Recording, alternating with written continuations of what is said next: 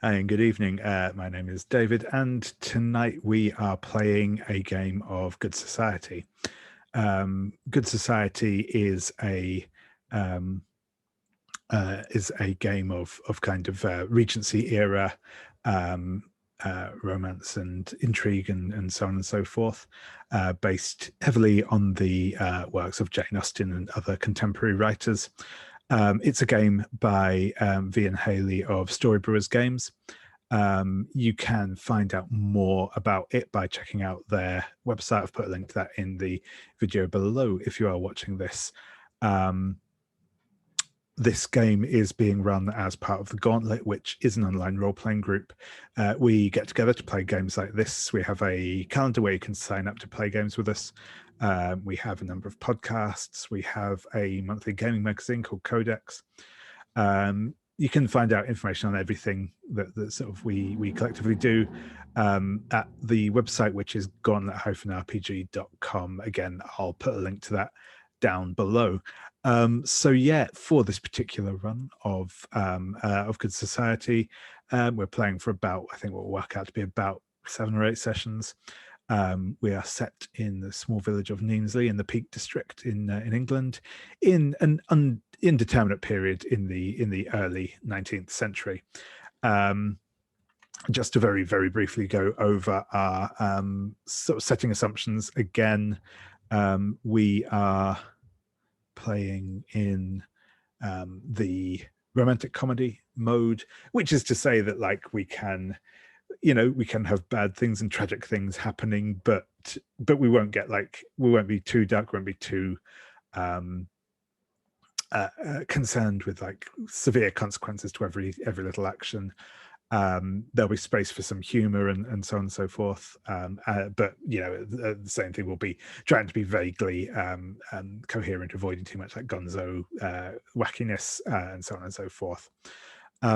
We are trying to keep a somewhat important view on historical accuracy, which is to say that we'll try and like keep on theme when it comes to history, but we're not gonna hold each other to the coals over it. We'll check in if we have any clarifications that we want to do, we can make those. But in general, we won't be paying too close a thing to that. We are playing with the historical gender power balance tandem, which is to say, obviously, it's a standard Regency patriarchy. It is assumed that by default, males will inherit.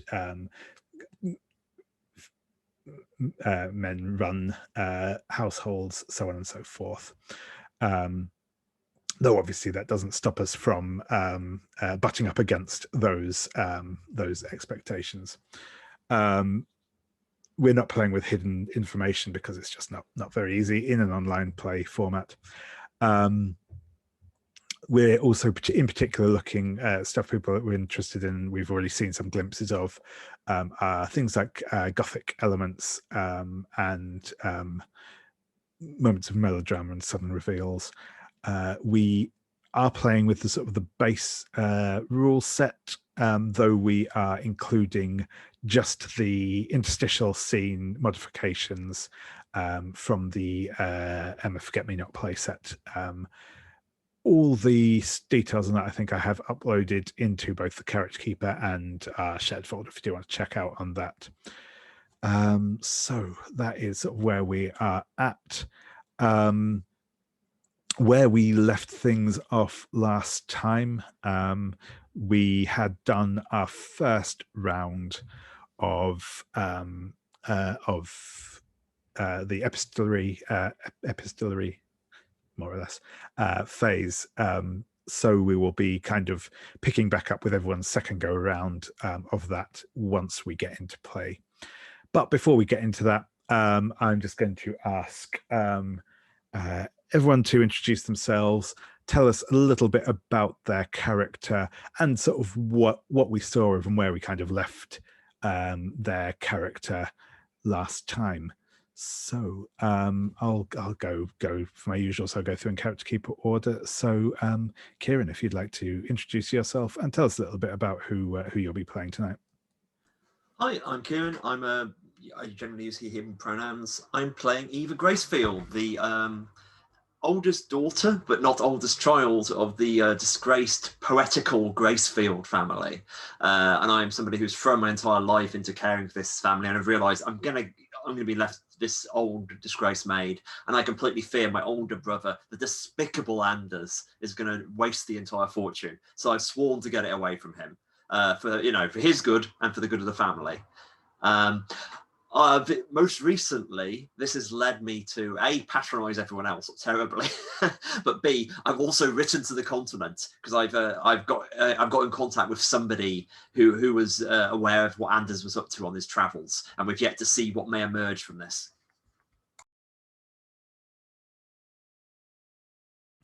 Brilliant. Yeah, thank you very much. Yeah, next, Anders, if you'd like to introduce yourself and tell us a bit about who you're playing.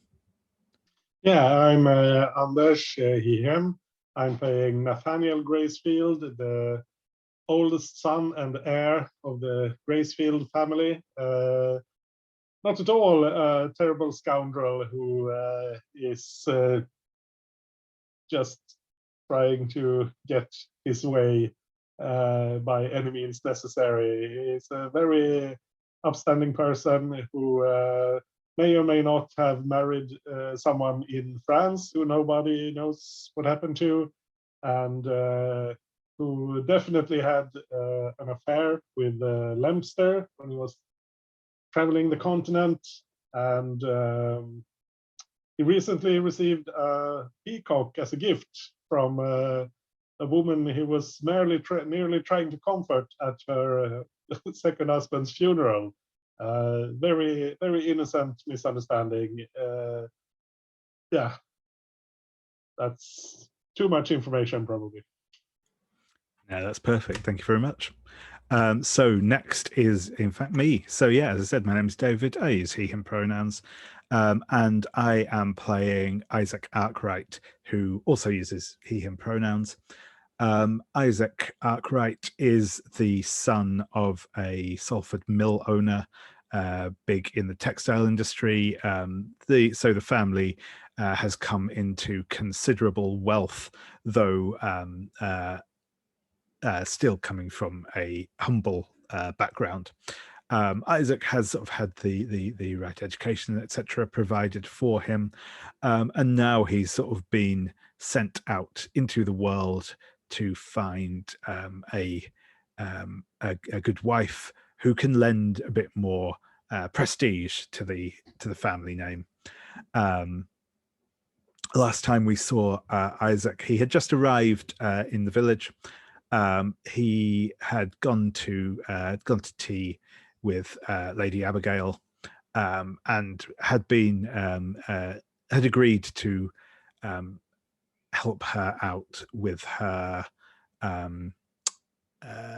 vendetta. Is that the fair word to use, against Eva Gracefield? Yeah, I think that's broadly where I was at last time. So yeah, next, David, if you'd like to go ahead. Yeah, I am David, he, him pronouns, and I am playing as Lady Abigail Nash, who, like you said, David, is currently really tunnel visioned in onto this vendetta against Eva Gracefield, who Ms. Nash, for better or for worse, rightly or wrongly, seems to be under the impression, had some part to play in the seemingly unjust incarceration of her father. But up to this point, Lady Nash has been really engaging in some pretty shady dealings in an effort to besmirch Eva's reputation, and mechanically that is starting to show up. A pretty significant rift has just formed between Lady Nash and her cousin Tabitha, which we hope to repair. Yeah, that's kind of where Lady Nash is, and my hope for the session is to at least try to make her a little bit more of a likable character, if not a sympathetic one, because she's been a real jerk up to this point. Perfect. Thank you very much. And last but not least, Robbie, if you'd like to introduce yourself and again tell us just a bit about who you'll be playing tonight. Okay, so I'm Robbie, and I use he, him pronouns, and I am playing Lempster Marwood, who uses he, him pronouns. Lempster,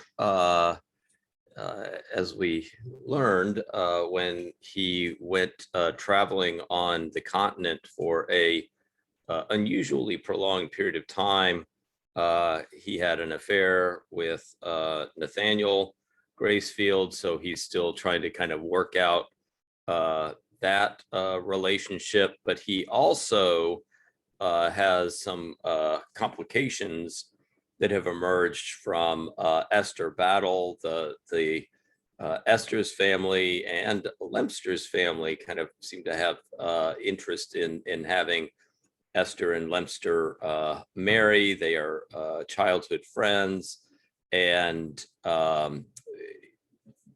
Lempster is trying to kind of figure out how exactly to kind of deal with that pressure.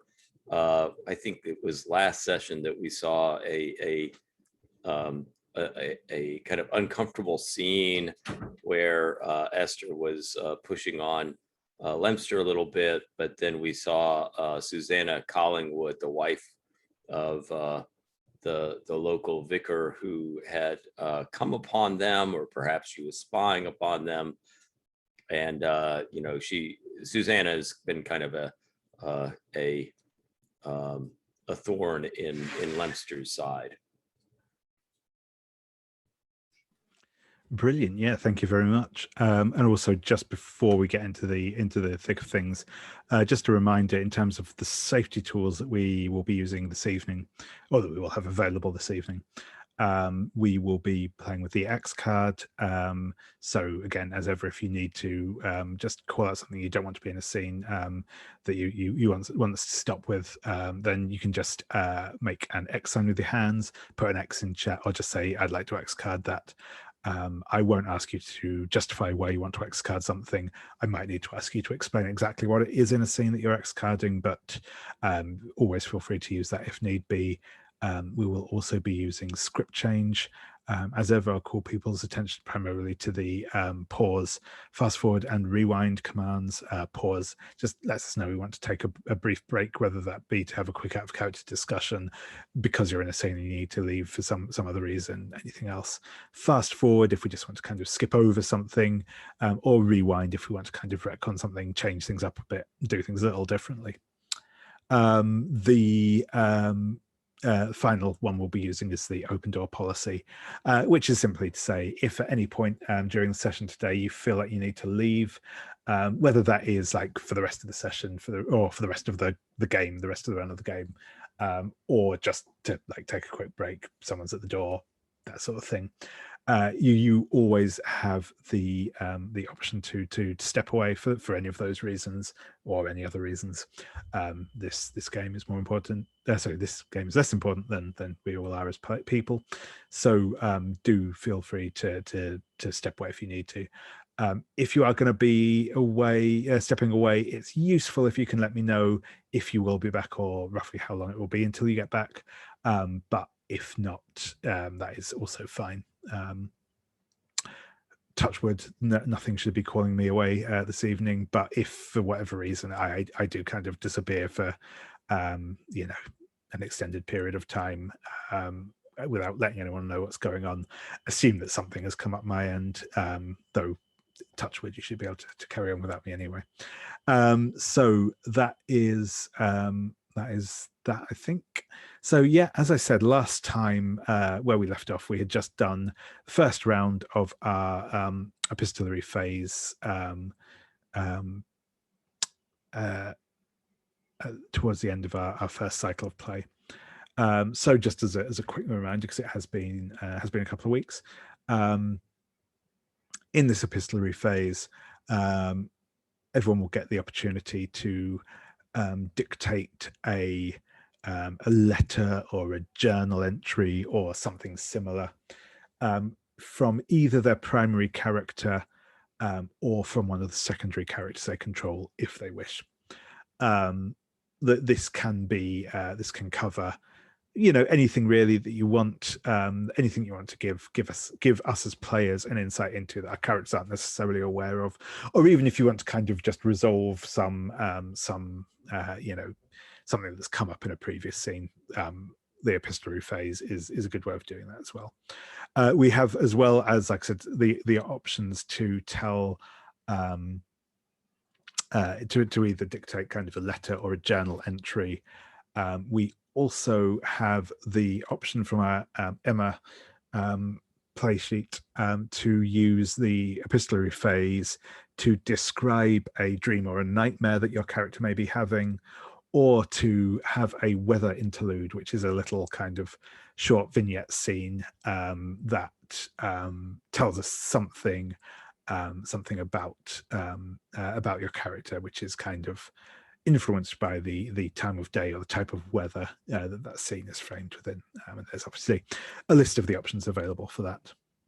So with all that said, does anyone have an idea for their second, I suppose, epistolary scene for our only one this evening, or only one of this phase this evening? I do. Excellent. I actually had this idea last time, and I'm glad I wrote it down, because otherwise I would have gotten it. But I made a little note, and so here we go. This is Nathaniel. I'm doing one of these weather things. It's the early evening, and Nathaniel is reading the letter he got from Lempster before, and then he goes to a cabinet, and he retrieves an a journal and some other letters that are tied up like with a red ribbon, and he unpacks them, and he reads them, and these are other letters from Lempster from when they were on the continent. And Nathaniel is smiling as he recalls the time, and some of the passages he reads aloud. And some of the letters, sometimes he reads the letter and he touches it with his fingers, like he would be touching Lempster's face, caressing them. And then he goes to the fireplace in the room, and he speaks, and he says, "This, you will always have my heart, but if I am to achieve what I must achieve, then I have to let you go." And then he ties the letters up with the ribbon again, and tosses them into the fire together with the journal from his time in France. That's it. Nice. That's awesome. Thank you. And to be clear, we don't see all the letters burn. We just see him toss them into the fire. So I was literally here. I'm just playing with the token. I'm going to spend that token eventually, I'm sure. Yeah. Excellent. Perfect. Thank you very much. Does someone else have an idea for a little epistolary scene they would like to frame out? I can go. It's also kind of a weather thing, and it's a really sort of brief little scene. I think that we'll go for something that's rather overcast, so that it has kind of a contemplative sort of forlorn sense of gloom about it.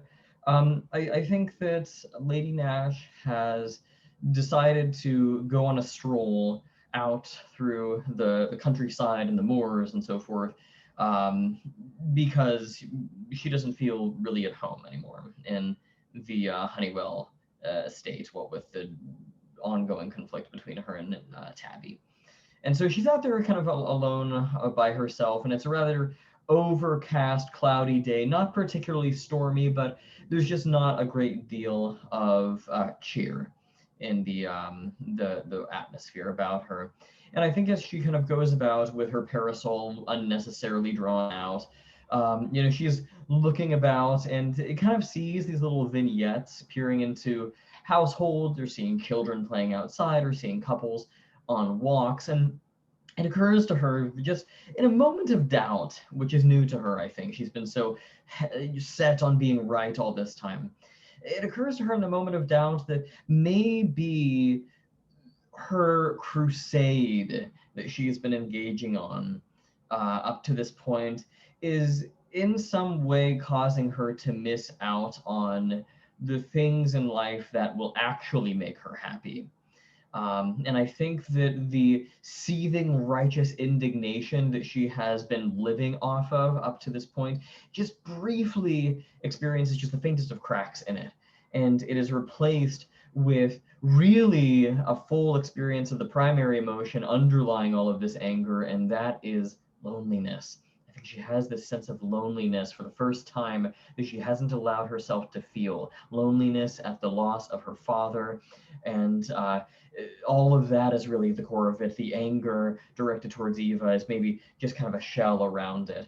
And I don't think that she really has the vocabulary in place in her mind to really make that good of sense of it. But I think as a viewer, we're able to sort of see that that's what's happening with her. And that'll be the little brief vignette for me. Brilliant. Yeah, thank you very much. Does someone else have an idea for their scene? Otherwise, I think I know what I'm going to go for. Cool. Yeah, no, I will go ahead with mine then. So I think that this is going to be a letter from Isaac to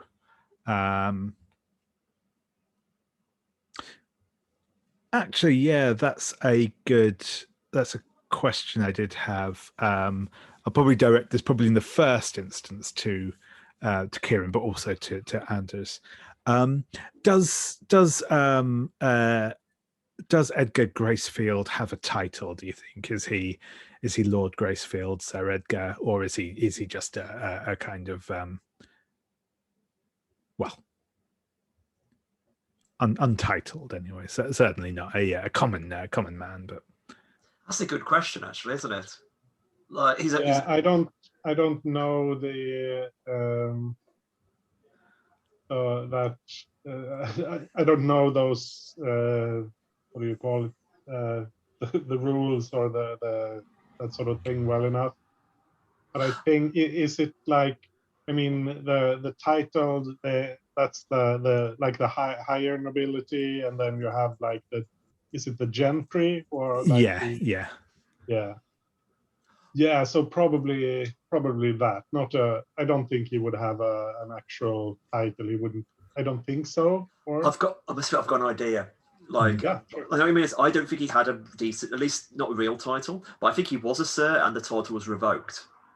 I think he was knighted for his services to poetry, and it was revoked for some reason. That's one reason we're in disgrace. You know what I mean? That we've got this thing on over our family, and because we're sort of playing with he's like a Lord Byron figure. You know, he's kind of like, but like Lord Byron was Lord Byron. That gave him a lot of leeway. The idea, but no, he achieved great things and he threw it away. That's interesting. You know, and like we were all under the shadow of whatever that. So not sir, but you know, still he was a sir once. Yeah. So I'm excited by that idea. So I'm ranting. Does that sound interesting, Anders? Or? Yeah. That sounds cool. Yeah. Or maybe no. We'll go with it. It's impactful. It doesn't have to. I mean, sir is an example. It could be anything. Like it, you know, something something from, like maybe he was a like no, maybe he was like a don at a university. He was kicked out of the university or something like that. You know, that, like. Yeah, I was thinking maybe his father had an actual title, and he was the one who got the title revoked. And then Edgar is kind of living in the shadow of that. But I don't think that's more interesting. I think it's more interesting if it's Edgar who's an actual character. Yeah. Yeah, cool. I think that makes sense. Doesn't like, yeah. Awesome. No, that's cool. That's cool. So yeah, but I think Isaac will still address this letter to Sir Edgar. You know, going for that kind of hyper correctness thing where it's like not actually appropriate to refer to him as that anymore, but you know, he's wanting to make a good impression. And so he writes, Sir Edgar, my name is Isaac Arkwright. I am newly arrived to the area. I've been making my introductions to some of the houses of quality in the area. Though it may be presumptuous of me, I would like to, if I may, to call upon you on some occasion and make my introductions as a matter of some on a what's the word I'm looking for. On a personal note, I am a great fan of your works, and if it is not too much trouble for you, I would love to discuss with you the some of the inspiration and so on behind your works. Thank you again for your time, and my apologies if this letter is a drain upon your time, but I hope we shall, if you are able to meet with me, I should say, then it will be a great honor. Yours, Isaac Arkwright.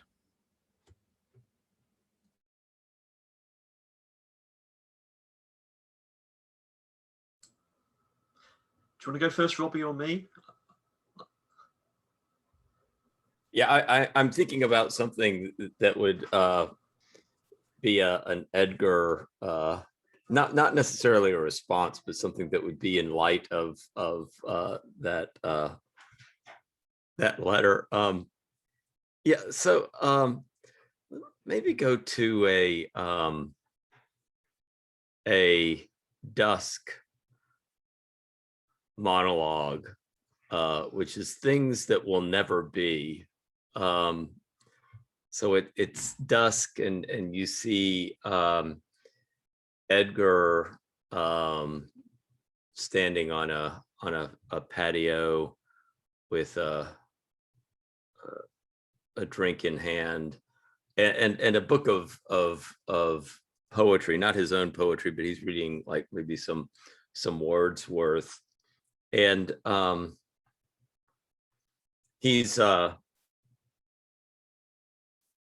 pondering the setting sun, and says to himself, it's one of those days that has been blustery, so that you see kind of not where the sun is setting, but you see like other parts of the sky that are actually quite dark and stormy, but like the part, like he has his focus very selective on like the one part of the sky where the sun is setting, and it actually looks kind of pleasant there.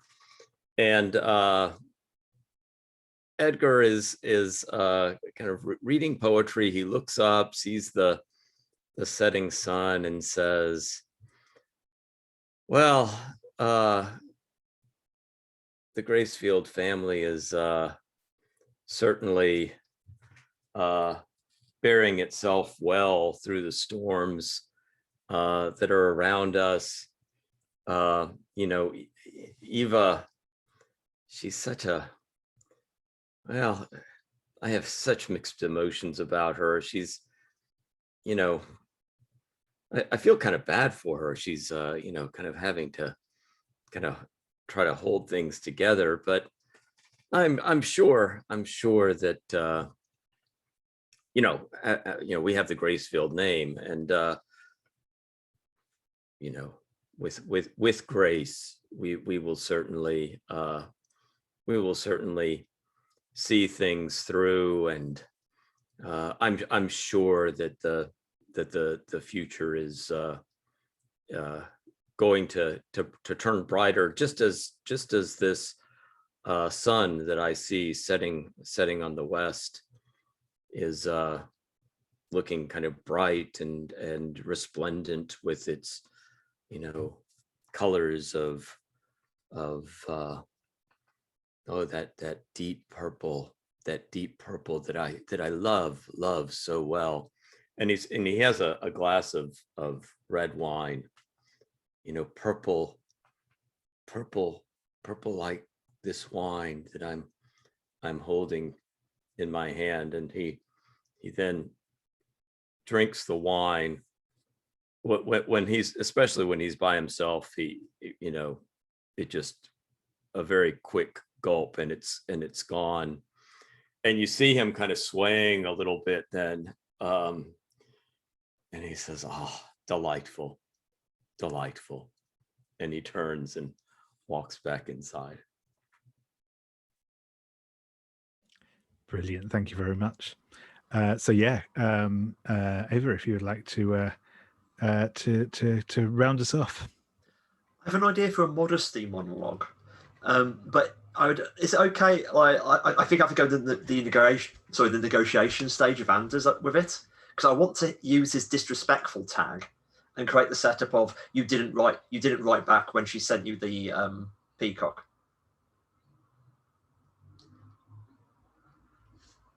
Okay, that's and that means we delete the disrespectful tag. Yes, is that right? Or yes, that is correct. Yep. Right. Yeah, that is correct. I think that also means that Anders, I think you will get a token as well. You know, a resolve token as well for that essentially being spent against you. Yeah. Okay. So yeah. So that counts as that's spending the token, and then I gain a token because. Okay. Yeah. I have so many tokens. I need to start doing things. Yeah, you can mess it. Literally mess everyone up. Weird game. Okay, the scene I see is like literally it's the morning after, and Lady Modesty Montgomery is sitting upright in her room, sipping morning tea, and she has a beautiful, like, tiny fondant creation from a French chef on the plate, and she eats it and says, "Has Nathaniel, you know, the servant comes in, has Nathaniel written yet?" I'm sorry, my lady, no. Oh, very well, I'm sure he'll write tomorrow. Hard cut to tomorrow, same room, same light, different incredibly elegant cake. She sort of eats this, and the servant comes in, and has he written? Oh, has the good Nathaniel written today? I'm sorry, my lady, no. Very well, I'm sure he'll write. Hard cut to Sunday. Cake is crumbs on the table, and the servant creeps in and says, she goes, "Well," across the room. "I'm sorry," and she stands up, and "I have never been so insulted by Mr. Gracefield. I think we understand ourselves now and understand him very well. I do not think Modesty Montgomery could be treated like this by any man, or at least twice." She speaks, loaded with a history between them. And that is the end of the not writing a letter scene, I think. Awesome. No, that's perfect. Thank you very much. Cool. So we will roll around into our final phase of this cycle.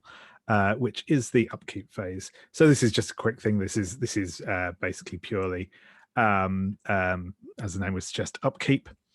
So the first thing, and I'm going to go through this so I don't forget anything. The first thing we do, so yeah, first off, I believe we have 2 people who still have unspent monologue tokens, unless you think you did use it and just the sheet hasn't been updated, which is a possibility. If the sheets are correct, both Lady Abigail and Lempster have a monologue token remaining to them. They are also the only 2 characters who have not yet delivered a monologue. Essentially what we'll do here is each of you will spend a monologue token on the other. So essentially you just get to, as a player, you get to ask their character a question, and then that character will deliver a little monologue on answering that question that's been asked of them. So as I say, this will be for Lady Abigail and Lempster. Which one of you has a question for the other? I can ask one real quick to Lempster. It's not something that Abigail might be highly interested in. Well, maybe, depending on if Abigail decides to seek a relationship with Lempster. It's hard to say, but I think that I will have my monologue token basically be what are Lempster's thoughts around Esther at this point, especially after that very intense scene that they had during the last session.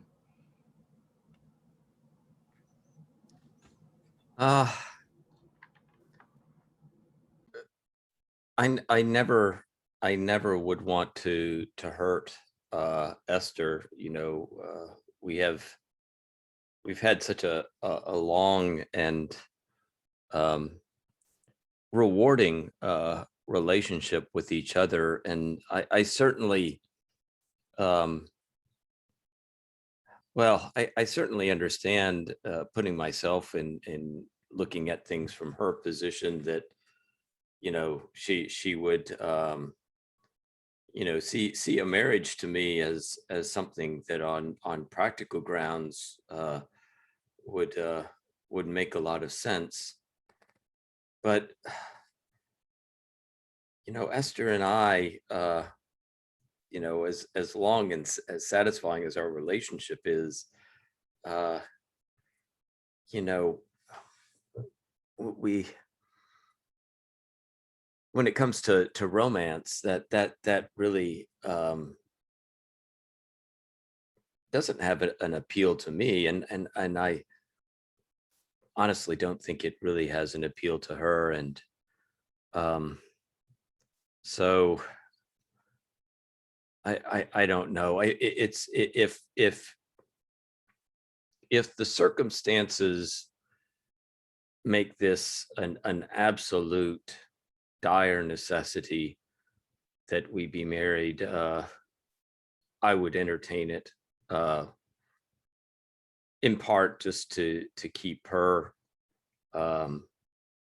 happy. But I'm certainly hoping that in the coming days and weeks we can kind of work things out, so that we ultimately would be in marriages that in relationships that would be more satisfying for the both of us.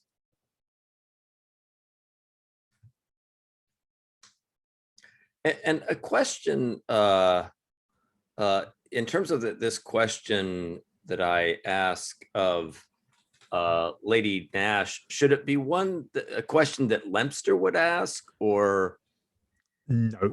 This is purely something that you as a player, you as a person, are interested in knowing about their character.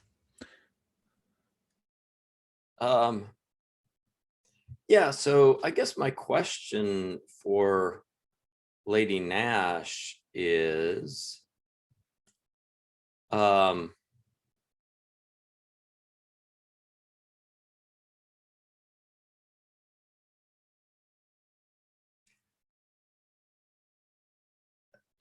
you've had this rift with Tabitha. So I guess my question would be, you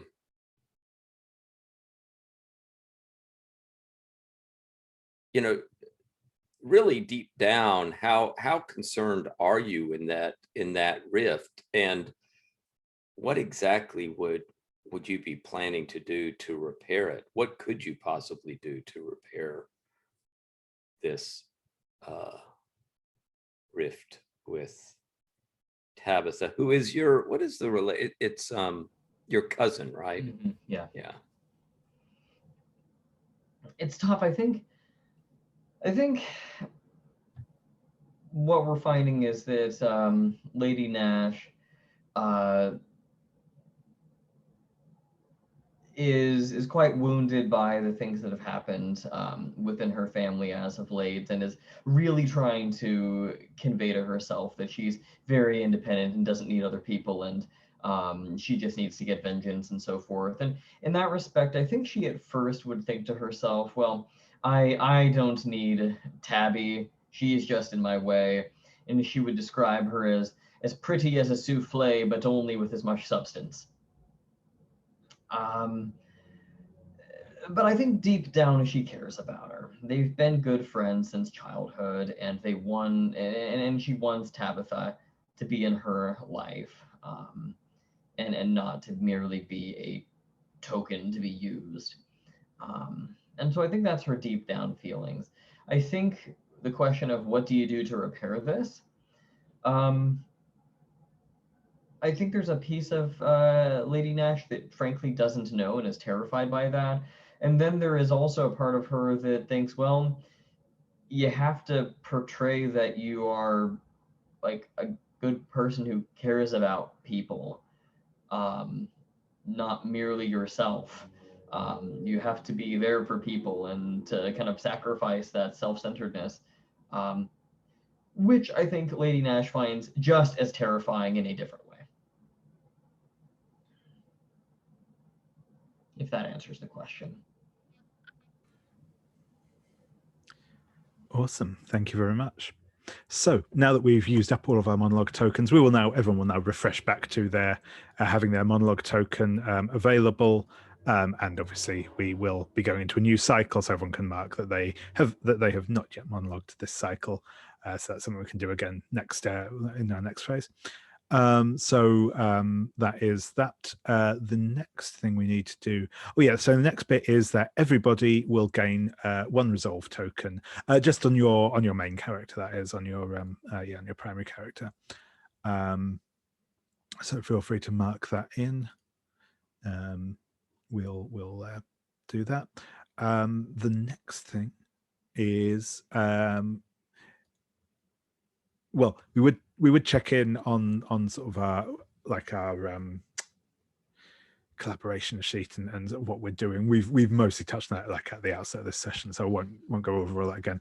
What we'll just take this opportunity to ask is there does anyone have like a specific thing they would like to see or to aim towards in this particular cycle that's coming up, or just anything tonally they would like to see a little bit different in the game in general?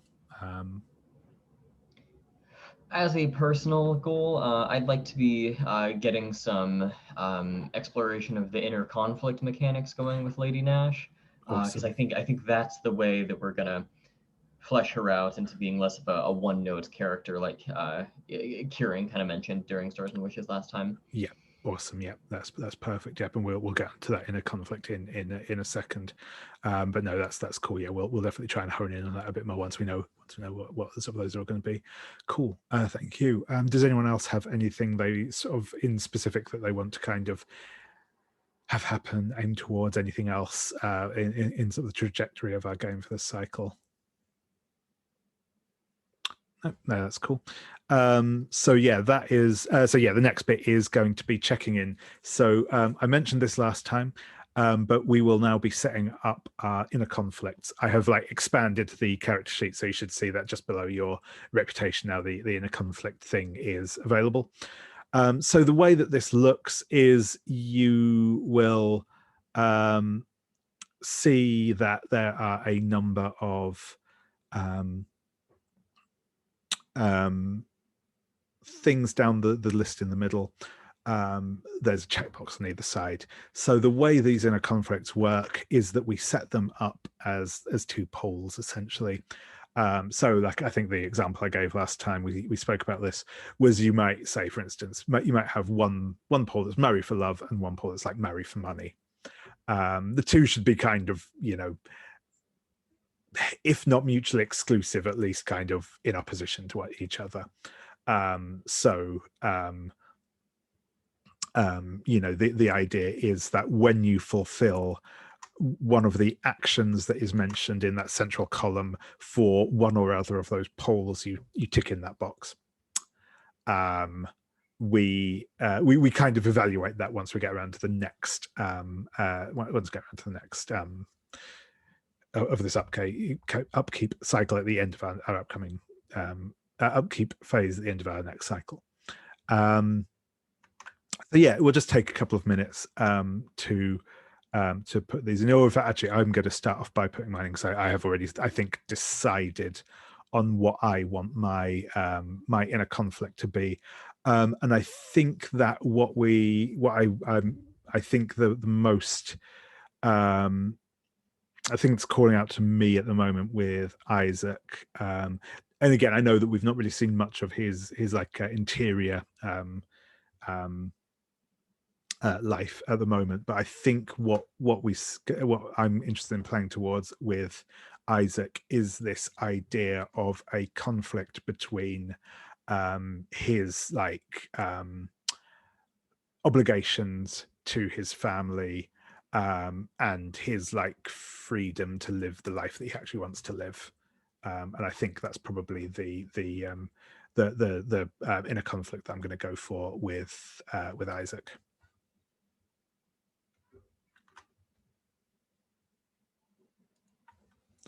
So I'm just going to phrase that as obligation versus freedom.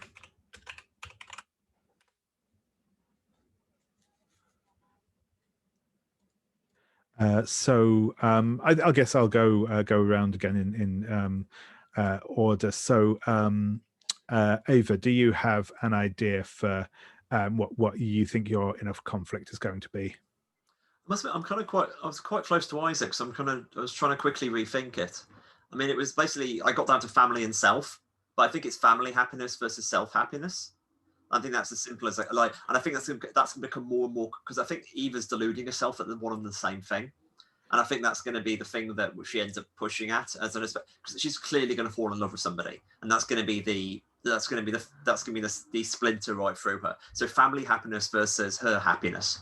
I think that would be a quite good way of putting it, I think, for her. Yep, perfect. No, that sounds great. Thank you very much. So Nathaniel, how about yourself? Yeah, if we had done this earlier, it would have been like gain respectability versus enjoy notoriety or something like that. But I feel like he's basically made his choice there.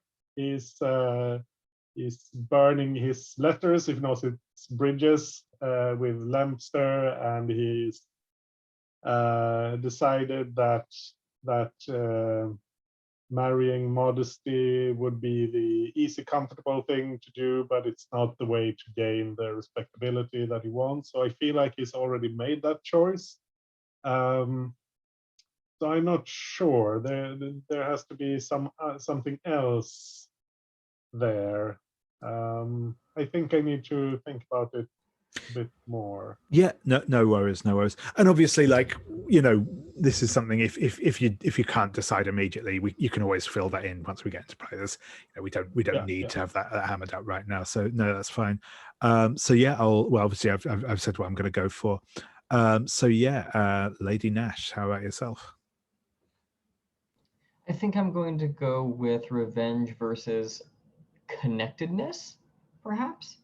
on the basis that revenge necessarily involves burning bridges, and that's what's happened a lot so far, and that seeking connectedness with others and making a home for herself in this new world in which she finds herself must necessarily involve foregoing that crusade she's on. So I think that might be the dichotomy here. Does that sound like a good way to play it? Yeah, that sounds good to me. Yeah, that sounds good to me. Cool, we'll go that way with it. Perfect. Thank you very much. Yeah, Lempster, how about you? Yeah, so I was thinking, leaning into the complicated matter of Esther, and also his feelings for Nathaniel, that maybe we go with personal passion versus practicality. If that sounds. Yeah, absolutely. Yeah. Passion and practicality does sound like an Austin title. So I was literally writing that in the Slack. And there's our title. You know, that. Awesome. No, that's awesome. So yeah, I'll just check in again briefly. Do you think do you think you have made a decision, Nathaniel, or do you want to just pick it up once we get into play? Yeah, I think I'll wait a bit and see. Absolutely fine. Yeah, no, that's perfect. Not a problem. So I think that at this point as well, we do have the option, if you feel like your desire is kind of played out or is not something you're interested in anymore, we can replace that. I figure because we've only got through our first cycle, most people will probably be cool with their desires as are, but I'll just check in. Does anyone feel like they want to change that at all at this stage? Cool. Awesome. So that is that. And that is it for the time being. We get another little bit coming in once we start completing stuff on our inner conflicts, but that is not relevant at the moment. So we will, what we'll do is in a moment, we'll start our next novel chapter. But we'll take a quick break before then, as it doesn't make sense to start that now. So when we come back, I'll be asking the usual question, which is what sort of novel chapter do we want to go for, whether we want to go for an event or just visits again. I think when we spoke last time, we talked about the idea of having another kind of event scene, just to get people back together again, but we can chat about that once we get back. If you want to start thinking about, particularly if you're thinking an event scene would be cool, if you want to maybe start thinking about what event we might be at, what might be going on, that's cool, but we'll discuss that properly in a minute. So yeah, we're just before past now, so if we want to come back at 35 minutes past, and I'll see you all then.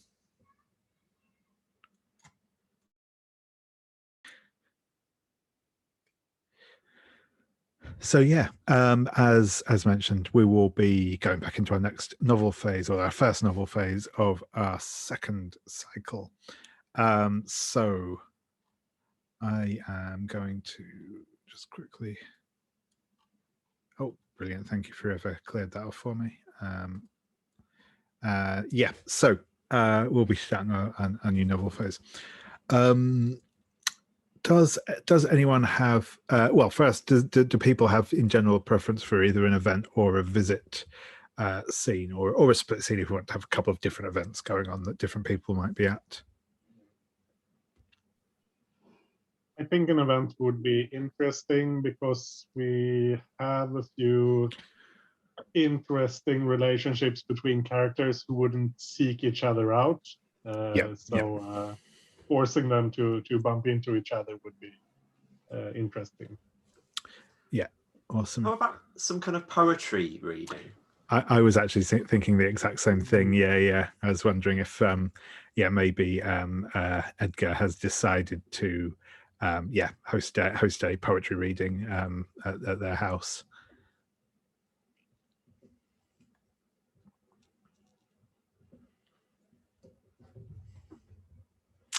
Yeah, I think Edgar would definitely be up for such an event. That would be delightful.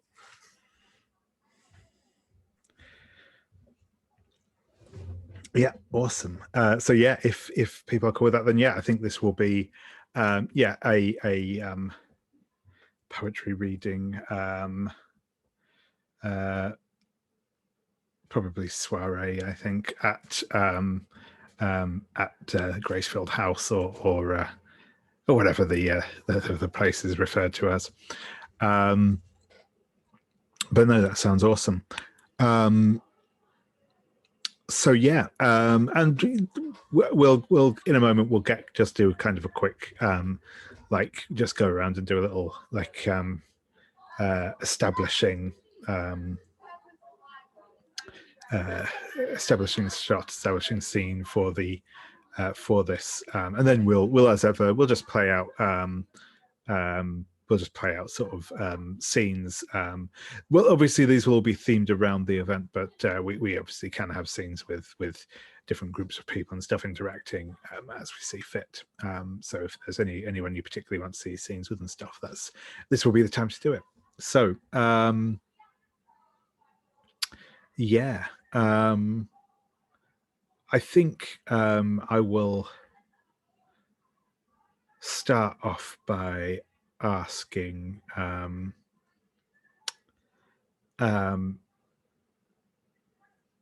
yeah, I think I'll start with Nathaniel. What does in a kind of broad sense, what does your house look like? Ooh, yeah, I think it is. Yeah, since Edgar used to be titled, I think this is. I think it used to be a very opulent. It's a big house, a big manor house.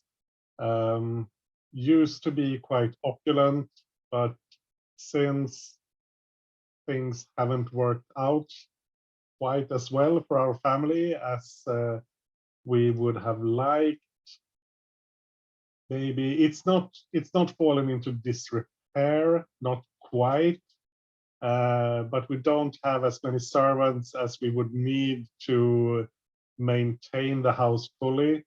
So I think there are parts that are starting to show some wear and maybe yeah. I think it's also quite it's an older house, so it's quite dark.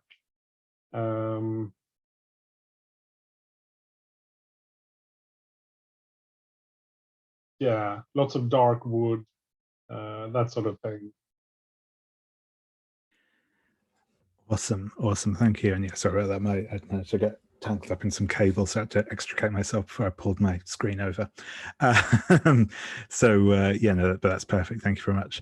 And I think my follow-up on that is going to be to Ava. So yeah, Ava, what's sort of being done to try and make the house a bit more presentable for this event? I'll tell you what's being done. What's being done is whatever Eva is arranging to be done. As in, I have the image of sorry, Robbie. If this is too much for Edgar, I've got the image of Edgar saying, "My dear, we're having a poetry evening on Saturday," and like Eva just exploding, like steam out her ears. Is kind of the mode, and she's been in this kind of whirling tornado of activity. Like things have been draped in flowers, things have been covered in candles to add a certain like gothic romantic atmosphere, which suits my father's poetry.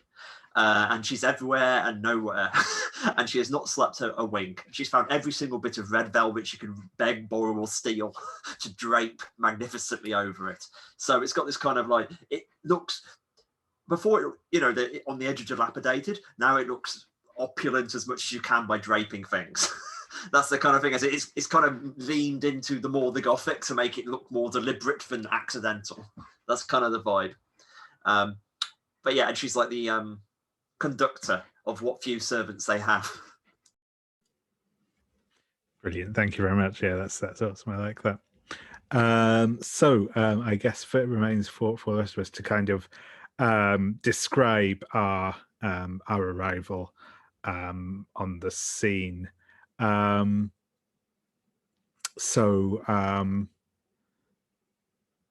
Actually, I'm going to ask, not this isn't necessarily like the order we arrive in per se, but Lempster, is this the first time? Because we know that you and Nathaniel got together while you were on the continent, but have you visited the house before, or is this your first time here, do you think?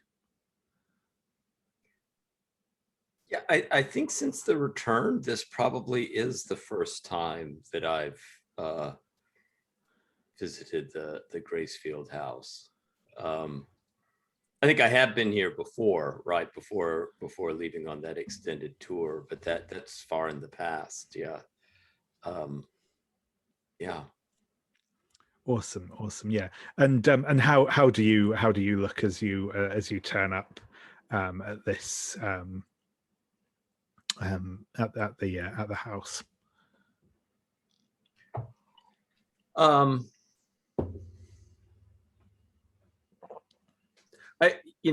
Lempster,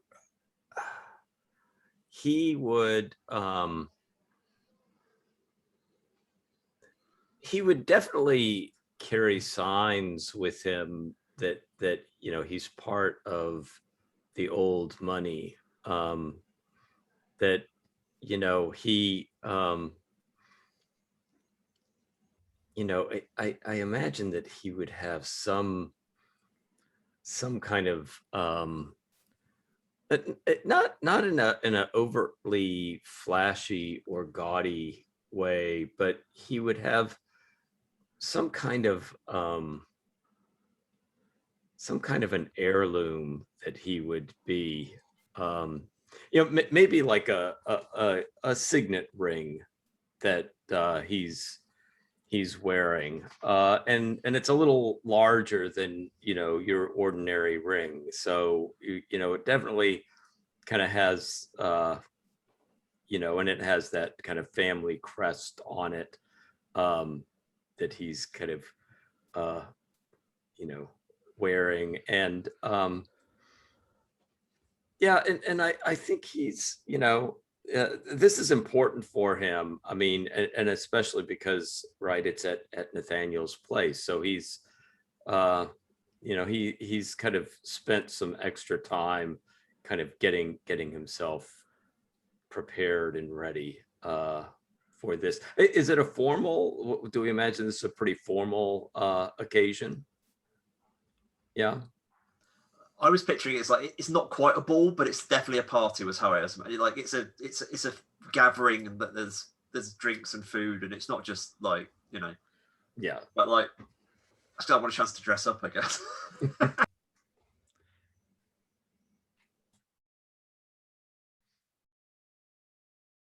Yeah. So I think with that in mind, Lempster, he is definitely going to the side of it's better to look a little bit more formal than less formal on this type of occasion. So he has a I would imagine wearing tails and nicely nicely tailored clothes, tightly tailored clothes that he's coming in with.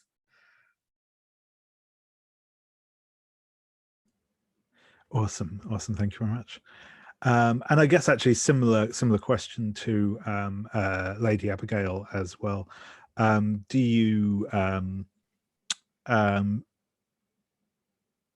think that you have been to Gracefield House before? Were you kind of family friends before the whole business with your father, or is this the first time you're actually coming here? I imagine I've been with my father to make appearances, but it was some time ago. This is probably the first time back in a number of years. Yeah, cool. Yeah. And yeah, how does your arrival look? I think I'm erring on the side of being on the more formal side of things. I think that Lady Abigail wishes to be perceived as someone who is educated and to be taken seriously, and is dressing to fit that idea. I think that she carries with her, because it's a poetry reading after all, I think she carries with her maybe volume 4 of Anne Radcliffe's The Mysteries of Udolpho, which to her is like the greatest thing ever written, because it's this classic sort of Gothic story. I think it may not be perceived that way because, if I recall correctly, historically this was not viewed as what you would call high art. It was pretty much pop fiction. So she's kind of carrying around the equivalent of a New York Times bestseller, which isn't maybe the impression she's going for, but I don't think she would notice that that's the vibe. So she thinks she's very, very, dressed to the nines, and maybe not seen that way by the actual poets in the crowd. Awesome. And do you think either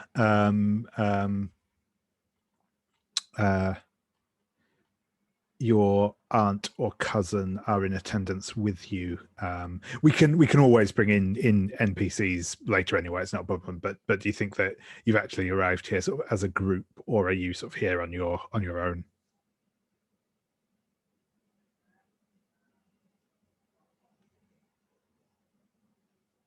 Oh, sorry, that was to you, Lady Abigail. Oh, I'm sorry, I thought you said Eva. No, sorry, I may well have done. No, that's okay. No, I think that I think it would be appropriate for at least Tabby to be there. I'm trying to see if there are other NPCs. I want to say Florence Honeyfield's there. Yes. I'll leave it up to Robbie if Florence would like to also be in attendance, or if she would think of this as a distraction from the more important duties of tending to the household. Well, it certainly is a distraction. I'm not totally pleased with having to spend my time, but I think I probably need to attend to just make sure that Abigail is appropriately reined in. I don't want her to do something that would bring further further ill repute to the family. Okay, so it sounds like both Honeyfields would be in attendance, if that works for you, Anders. Yeah. Though I think Tabby is still refusing to talk to Abigail, so she keeps telling Florence, "Will you tell Abigail that blah blah blah," whatever she wants to say to her. Yeah, it has probably been a fun carriage ride over here. Very, very amusing for everyone. Excellent. And I think Florence is probably also giving lots of instructions to both young ladies about behaving properly and appropriately, and that that this they may not think that a poetry reading is an important event, but certainly there will be many people there watching and listening to them. Excellent. Yeah. So, and I think Isaac will make his appearance. He's sort of dressed in, again, nice clothing, not too showy. He's also probably certainly, like, in terms of he's probably wearing a good pair of sturdy boots. Because I think he still at the moment being based staying sort of at the inn in town, he probably doesn't have access to a private carriage, and this isn't really a big enough place where there's that sort of thing available for hire. So the choice is probably either turning up like on the back of a hay wagon, or what he has chosen to do, which is just to walk here from the village. So I think he's said got some sturdy boots, and he's probably got a sort of walking cane as well that he's been walking with, but yeah, he makes his appearance. I think stops for a moment to have his to clean his boots before coming inside. But yep, he will be here, and he also he does actually have a like a I don't know what the sort of practice for gentlemen carrying bags of any sort was back in the early 19th century, but he certainly has just like kind of, if nothing else, the sort of almost like when you see like in old things where the kind of school kids have like a couple of books just like tied together with like a belt almost, that he's got, and he's clearly got kind of a couple of different books, and he a couple of these are clearly sort of collected works of Edgar Gracefield, amongst sort of possibly like a personal journal and or the like as well, but he's kind of got that tucked under his other arm. But yeah, so with that, we're all sort of on the scene. I guess, does anyone have an idea for an initial scene they want, either if that's like kind of with people broadly together, or just sort of more smaller scenes with individual people at the party?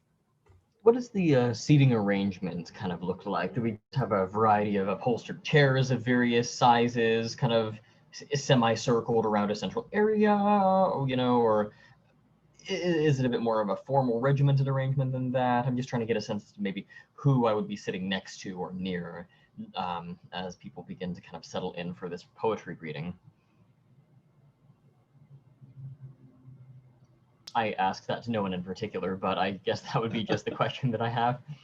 I was like, just throw an idea, because it's like Eva's the decorator. So my thought, it's in the spirit of the Greek revolutionaries of Lord Byron, as in that the seating's arranged in a haphazard and not rows. It's like it's arranged like there's some throws on the floor, so it's kind of got that very much.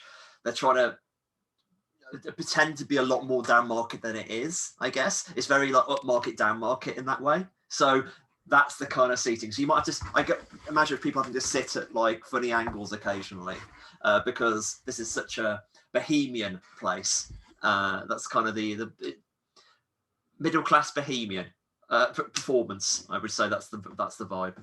If that makes sense.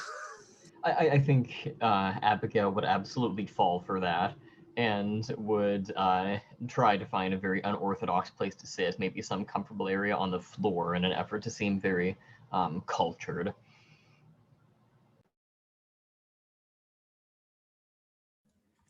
Awesome. Yeah, that's cool. I was thinking of actually maybe having I think Nathaniel wants to try to catch Abigail as she's arriving, so he's been sort of lurking about near the entrance so that he can appear casually just when they arrive, and he's done that to a couple of people he thought were Abigail and the Honeyfields, and had to retreat back into wherever he's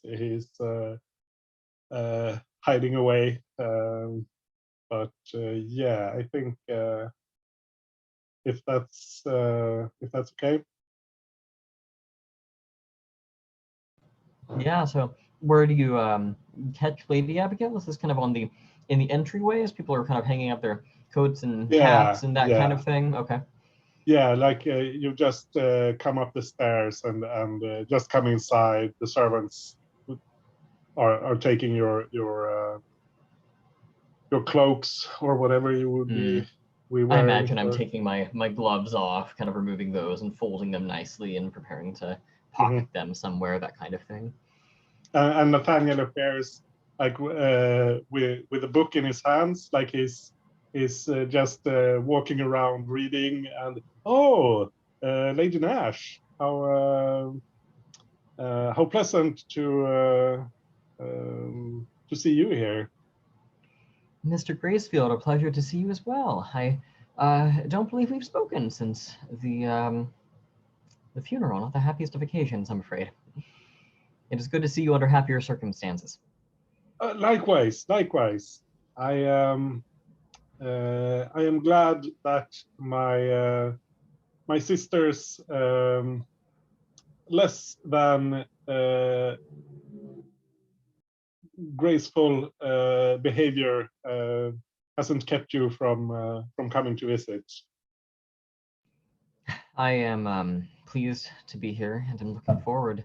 I must ask, are you something of a poet yourself, Mr. Gracefield? Do you find this sort of thing to be to your fancy? I would not call myself a poet. Growing up in this family, I have naturally dabbled a bit, but I'm afraid I lack the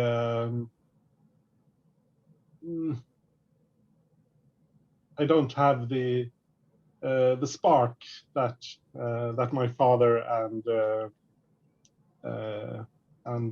some of my other relatives have in that regard. I don't enjoy digging into the esoteric and depraved quite as much as they do in their writings. Yes, I firmly believe that all men have a cause that they are born to pursue.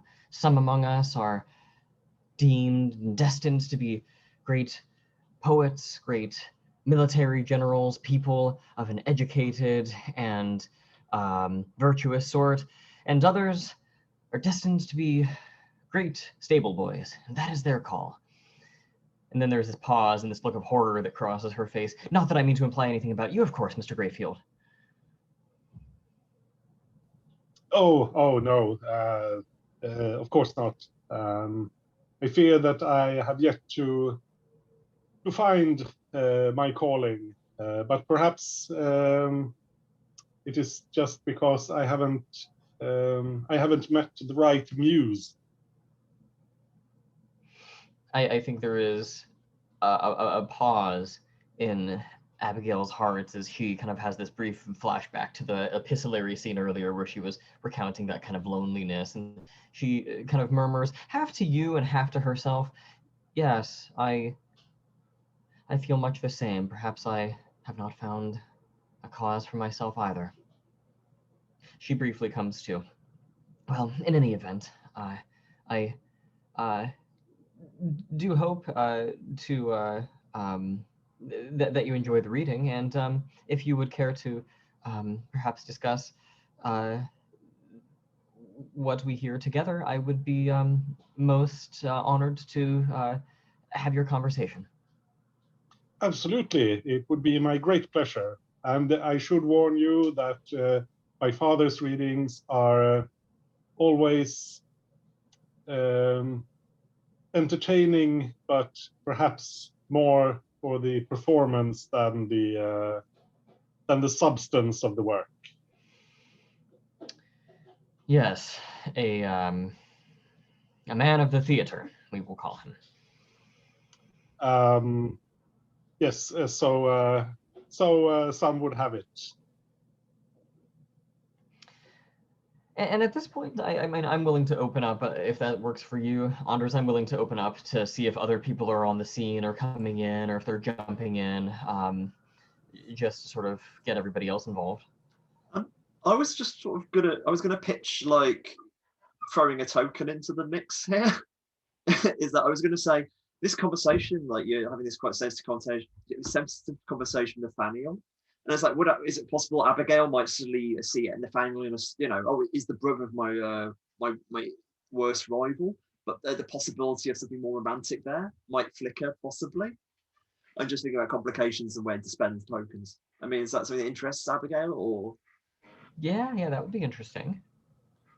is there anything that like immediately I just thought if she has a crush on Nathaniel, immediately makes everything more complicated for Abigail. But you want to add anything else to that before I pass you the token, or? Just to clarify, you're saying that the token basically means that, what is it? Abigail develops a crush on Nathaniel, and that's kind of a Yes. source of conflict because he's part of the Gracefield family. My God. Yeah. Okay. Yeah. Also, just because I like it to say, I would just like to see it. Yeah, I think that would be maybe a good way to kind of tug on the inner conflict, because it's sort of the connection, the conflict between connectedness to the man she's fallen in love with, but also he's literally the brother of her worst enemy, and how's that for an interesting story? So yeah, I'm totally fine with that. Cool. So this is the moment where Abigail, the moment where you mentioned having a muse, I think maybe Nathaniel is the part where that idea kind of begins to spring into her mind, and oh my, that kind of thing. So that sounds good to me. I'll take that token. I'm sure it won't get her into trouble later. Awesome. And I wonder actually if as this scene is sort of taking place in sort of the entry hall, I wonder if maybe this is the point where Isaac makes his appearance at the party, and obviously sort of comes in the door, hands off his hat and coat and stick to his cane to sort of one of the servants, we'll kind of obviously give Lady Abigail and Nathaniel sort of a moment to kind of draw their conversation, well, if not to a close, at least to a pause, and we'll sort of step up and say, Lady Abigail, so delightful to see you again. I was not sure if I would meet you here again this evening. And then it will turn to Nathaniel, give kind of a short bow and say, a pleasure to meet you, sir. My name is Isaac Arkwright. I am staying just down in the village. I was honored to receive an invite to this affair. And I think Nathaniel looks a little bit not confused or baffled, but he doesn't recognize this person. But apparently, he at least knows how to. Mostly knows how to behave in these situations. So welcome. The reading will be in there. The gestures with the book is holding, and yes, I hope you will find it enjoyable. Oh, I'm quite sure I will. Yes, I am somewhat of an aficionado of Sir Edgar.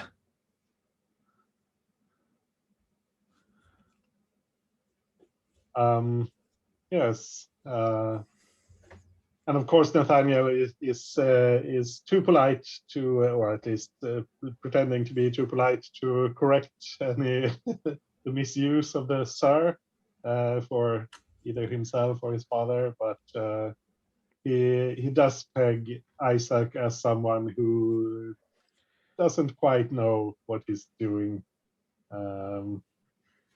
but Yes, I'm sure you will find this most enlightening. Then my father is always happy to meet someone who enjoys his work. I'm glad to hear it. Thank you, and thank you for your welcome. Well, please, he'll sort of bow again. Do not allow me to intrude further upon your time, Lady Abigail, Mr. Miss Gracefield, and he will kind of move into the sitting room or wherever this is taking place. I've got an idea of someone who could barge in, if that was all right, to Isaac. It's like, because Brutus hasn't shown up yet. So I think this is clearly where we enter like Arkwright, who's just, we've seen him being very sympathetic and very embarrassed and like very sensitive. And in comes Davenport, enormous. He looks like a medal as a human being. And it like, Arkwright! He shouts across the room as he barges over. I thought that was you. Oh, it could have been any one of a number of like servants, but there you are in your almost decent clothes. Are you married yet? Have you taken a wife? Not yet. And I think there's that kind of brief pause before he kind of says, Lord Davenport, as it's that odd thing where it's someone you've known for a long time, but he's now in a place where he's sort of expected to do the polite thing. And yourself, I am sure you've. I had heard that you were in the market, so to speak. Yes, it's one of those situations. It's like hunting. Like you spend a lot of time practicing. But when you go out into the field, you have to find the right stag for you, if you will. I'm sure it's the same. So I feel, to be honest, I feel kind of bad for you. Like you're obviously here looking for imagine to hook yourself to some kind of like a better class of lady, and I'm clearly going to sweep up whoever I wish here. So I do hope you haven't set your heart on anyone yet, because I would so dear, I would not wish to break it. Of course, Lord Davenport. Any woman, I'm sure, would be lucky to find herself with a husband of your breeding and accomplishments. Yeah, I'm glad you agree.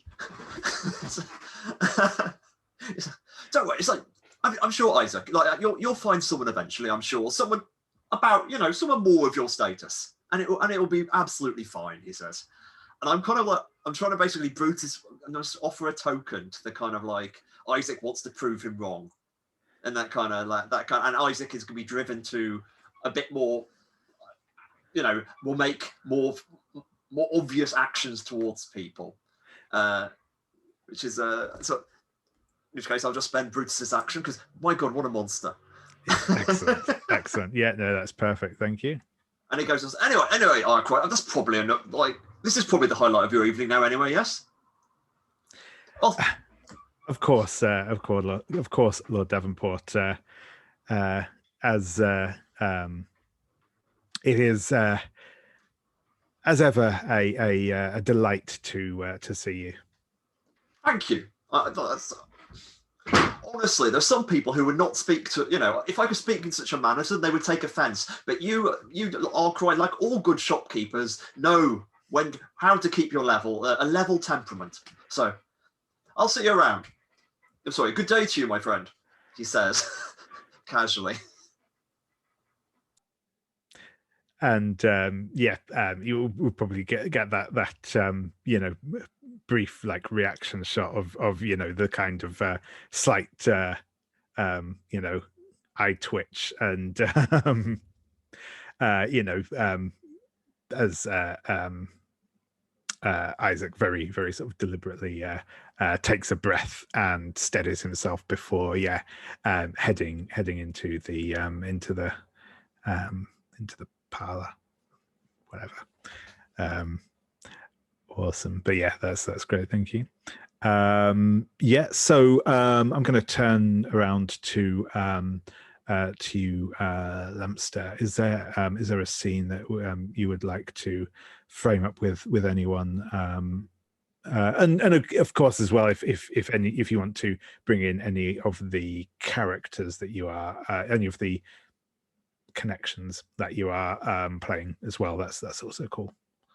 Yeah, I think, and I don't know if I would need to spend a token on this. I'd be happy to. I mean, could we say that Lempster had just arrived when he saw that, what seems, with the way Lord Brutus plays that out, it would have been a very, obvious to everybody around there, right? He's speaking at a very loud, vociferous way, making a big display, and while Lempster would see that, and he feels bad about Isaac, right? I mean, that right, Lempster has caused problems for Isaac, has kind of blamed Isaac for Lempster has this reputation that, right, he's wasted a bunch of money and stuff like that, and he kind of like used Isaac as a convenient scapegoat. And I think what Lempster would do. So first of all, like for saying that the character overhears that, is that a token that would? Not in this circumstance. There's not Okay. really. This wasn't sort of in private. This was, fairly Right. out in the open. So yeah, no, it's absolutely makes sense that it could have been nearby and overseen.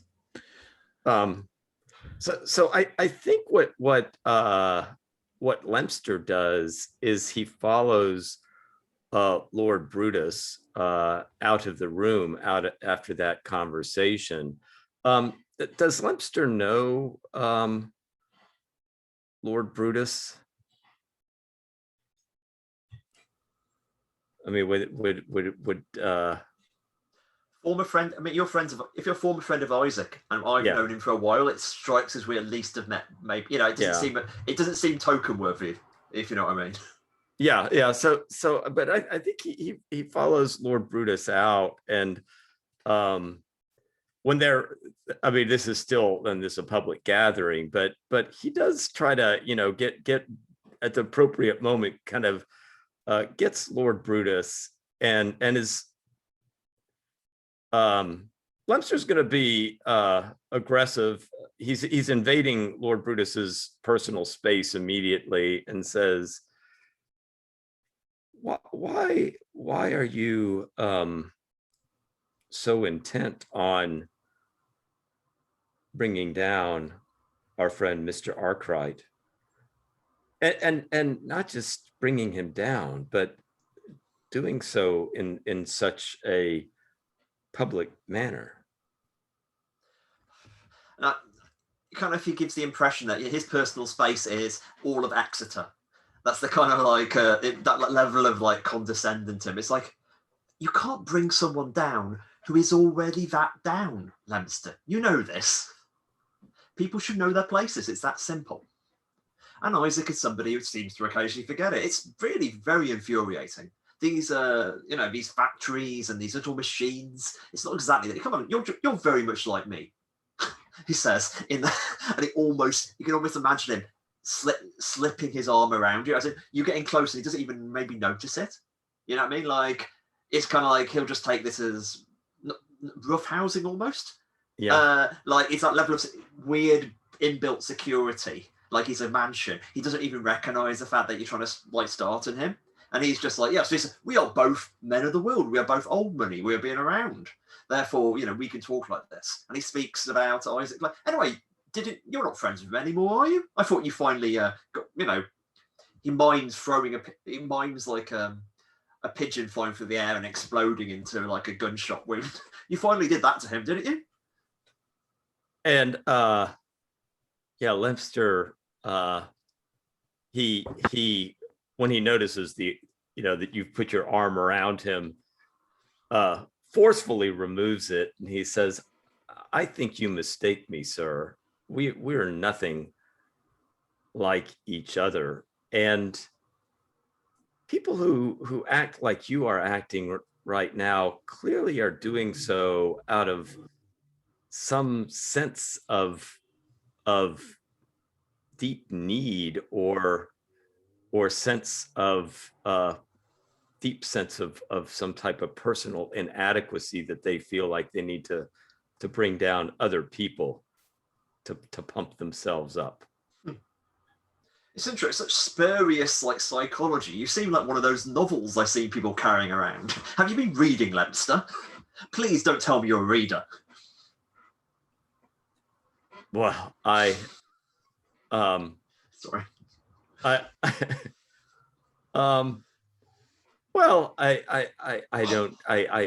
here to hear a poetry reading, and I'm hoping to enjoy it. But I would say, more importantly, I can read people pretty well, and you are well. And he looks, Lempster looks at the surroundings, and he says, "I think that you're really out of your element here, and truly making an ass of yourself." An ass? I'm trying to look at like how does like. And now Lempster, like who had been a little quiet, he now turns up the volume and he says, "Yes, I said an ass," so that other people can hear, right, this exchange. And it's like so like Brutus looks around in this kind of like quite confusion. It's like he feels like he pictures him as some kind of great big game animal, and he's been attacked by a pheasant, and it's just kind of like, Lempster, have you been drinking? What's wrong with you? You seem quite untempered. Oh, I'm fully tempered. I'm just pointing out what everybody knows. Everybody back at school knew that you were the one who would always talk the big talk, but when it came time to actually putting things into action, were never really up to the task. I think this, if this is very public, I think this is when Nathaniel would try to step in and diffuse the situation, if that's okay. Yeah. So Nathaniel steps in, and he's still behaving very casually. He knows this is serious, he has to do something, but if he appears like he knows he has to do something, then that will be a definite sign of weakness, and he cannot show any weakness right now. So he's very casual, still holding his book, and my lords, if you would maybe contain yourselves until after the reading. That's usually when the brawls start. And maybe after you've had a few more drinks, so you have something to blame.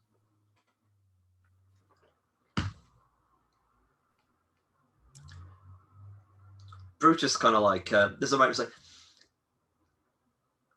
you're right, the evening is early and it's not really quite, it's far too early to demand satisfaction for such things. I understand Lempster's been traveling and he's not quite shaken off his continental ways. I think we've all there is that, and there's definitely an implication as in he's heard stuff, everyone's heard stuff. And imply, he's definitely kind of like coldly trying to imply that he could certainly say things as loud. Good day to you, Gracefield. It's a lovely house you have here. Why, thank you. Why, thank you. Coming from such an esteemed and worthy person as yourself, that truly carries a lot of weight. He nods like, yes, that's correct. And he doesn't even say it. Yeah, I think Lempster, says, You speak some wisdom. Yes, of course. We can put things aside temporarily, and then we can maybe Lord Brutus and I will continue our this matter, as you say, at the end of the evening. Though I would imagine that at the end of the evening, Lord Brutus will have run into the night with his tail between his legs, as he always did back at school. Everybody knows the way this gentleman behaves. Well, since everyone already knows, then there is no further need to expound upon it in public. And I also believe my father is about to begin his reading, and I'm sure his latest works will drive all other ideas of, or all other distress and contempt from your minds. At this moment, I can imagine like Eva stepping in, and I know Eva's literally drags away, as in, my lord, I believe there's a very beautiful single young woman who wants to meet you. In that kind of like literally the distraction. As in, I've got, I have many cousins. Think we need to sort this out. And she moves away, and she does it, and then she almost rebounds straight back. And this kind of, Nathaniel, your friends cannot start fights at father's balls. Please, can I have some decorum? It's still early, and I was, Lempster, please. She's almost begging. Actually, not even begging, she is begging. Please, but she's not spending a token, so it will have no effect. Dear sister, I'm merely trying to keep the bloodshed to a minimum, and hopefully away from the grounds.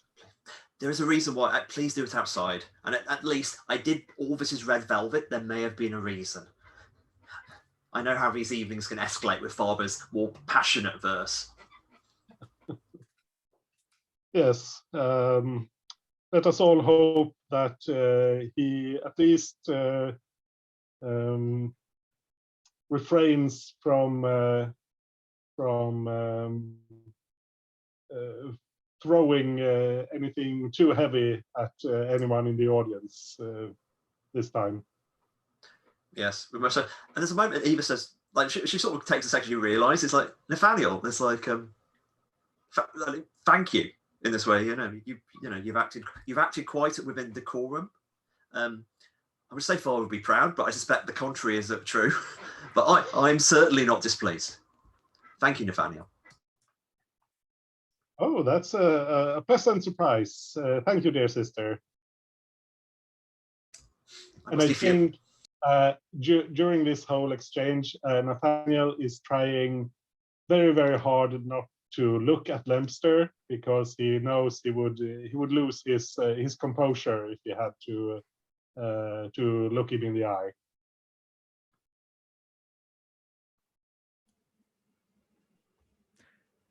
Nice. Cool. So I think probably actually as we're just coming up to past, we'll probably take a quick break there. So another about 5 minutes, and then we'll come back. We'll see. I think we'll probably have a little bit more time spent on this section, but I'll check in with everyone once we get back in a minute. So yeah, I'll see you all in about 5 minutes time.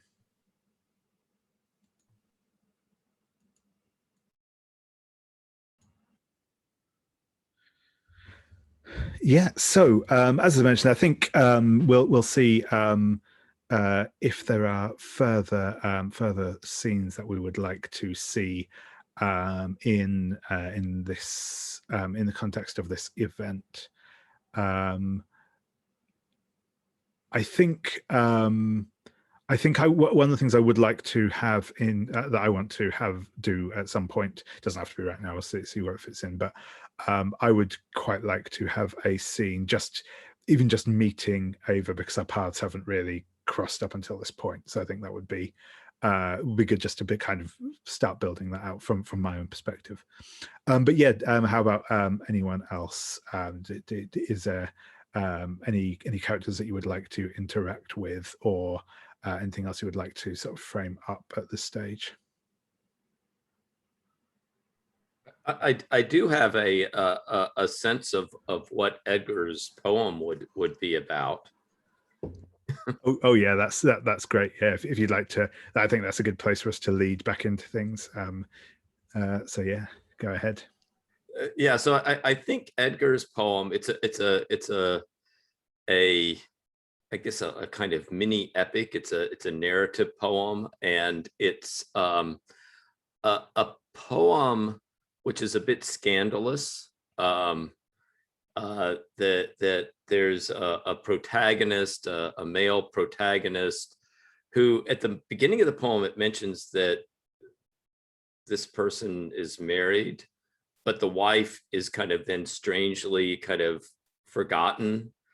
And the protagonist kind of goes off on a voyage to some type of tropical island, and has what is clearly some type of illicit affair with a woman that he meets on the islands, and lots of kind of, I mean, it's kind of interspersed with kind of these kind of romantic descriptions of the island and the steaminess and the lushness of the vegetation, but there seems to also be something kind of sexual going on when the island is being described, and yeah, and I think it's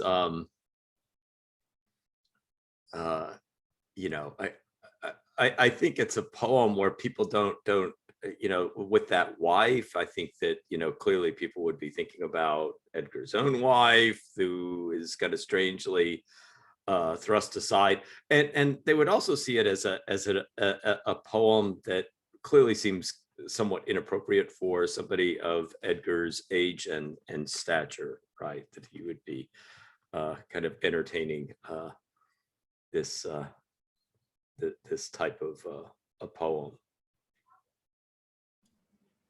Awesome. I like it, and I think Isaac is like, you know, properly like on the edge of his seat whilst this reading is going on, and is clearly like really into this, in a way that's possibly both with the content and the somewhat scandalous nature of it is possibly a poor show, and also I think just in that way that's like, you know, showing too much interest in anything is, you know, a bit déclassé sort of thing. So I think I think he's like, genuinely sort of like enraptured by the poetry, and is not making any kind of effort to hide that.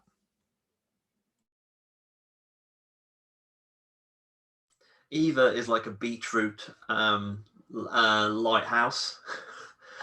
That's the kind of like the compare and contrast to this. It's just kind of like the crushing embarrassment. This is my father, and this is my life now forever, because I will never be married.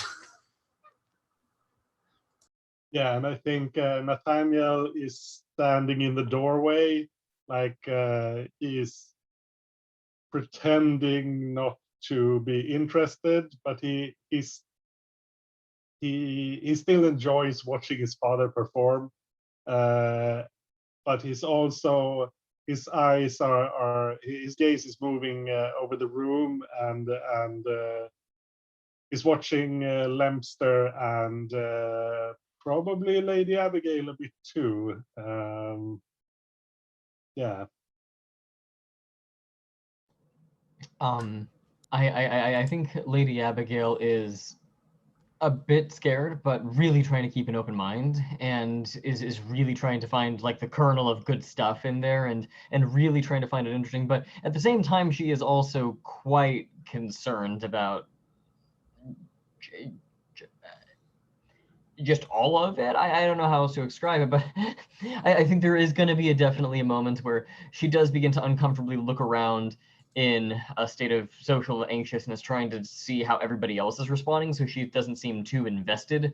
And I think that there will be an awkward moment where she makes kind of a brief, fleeting eye contact with Nathaniel, and it lingers just a bit as there's this moment of shared recognition of, oh God, what are we listening to? Before she breaks away and tries to just hold on tight and survive until the poetry is over. Yeah, and I think Lempster is there's part of him that's quite amused by the poem, and you know, he I think Lempster picks up on you know, certain parts of the poem that are I mean, kind of risque or scandalous, but kind of wonders whether, like, you know, who else in the crowd really picks up on all that's being implied by what Edgar says. So every time you get to one of those parts, right, Lempster immediately kind of is scanning the crowd to see, try to get an assessment of who's picking up on it, and if they are picking up on it, like what their reaction is. You know, are they similarly amused, or are they you know, somehow offended or kind of shaken that this elderly poet would be delivering such lines to such an august group. And that's such volume.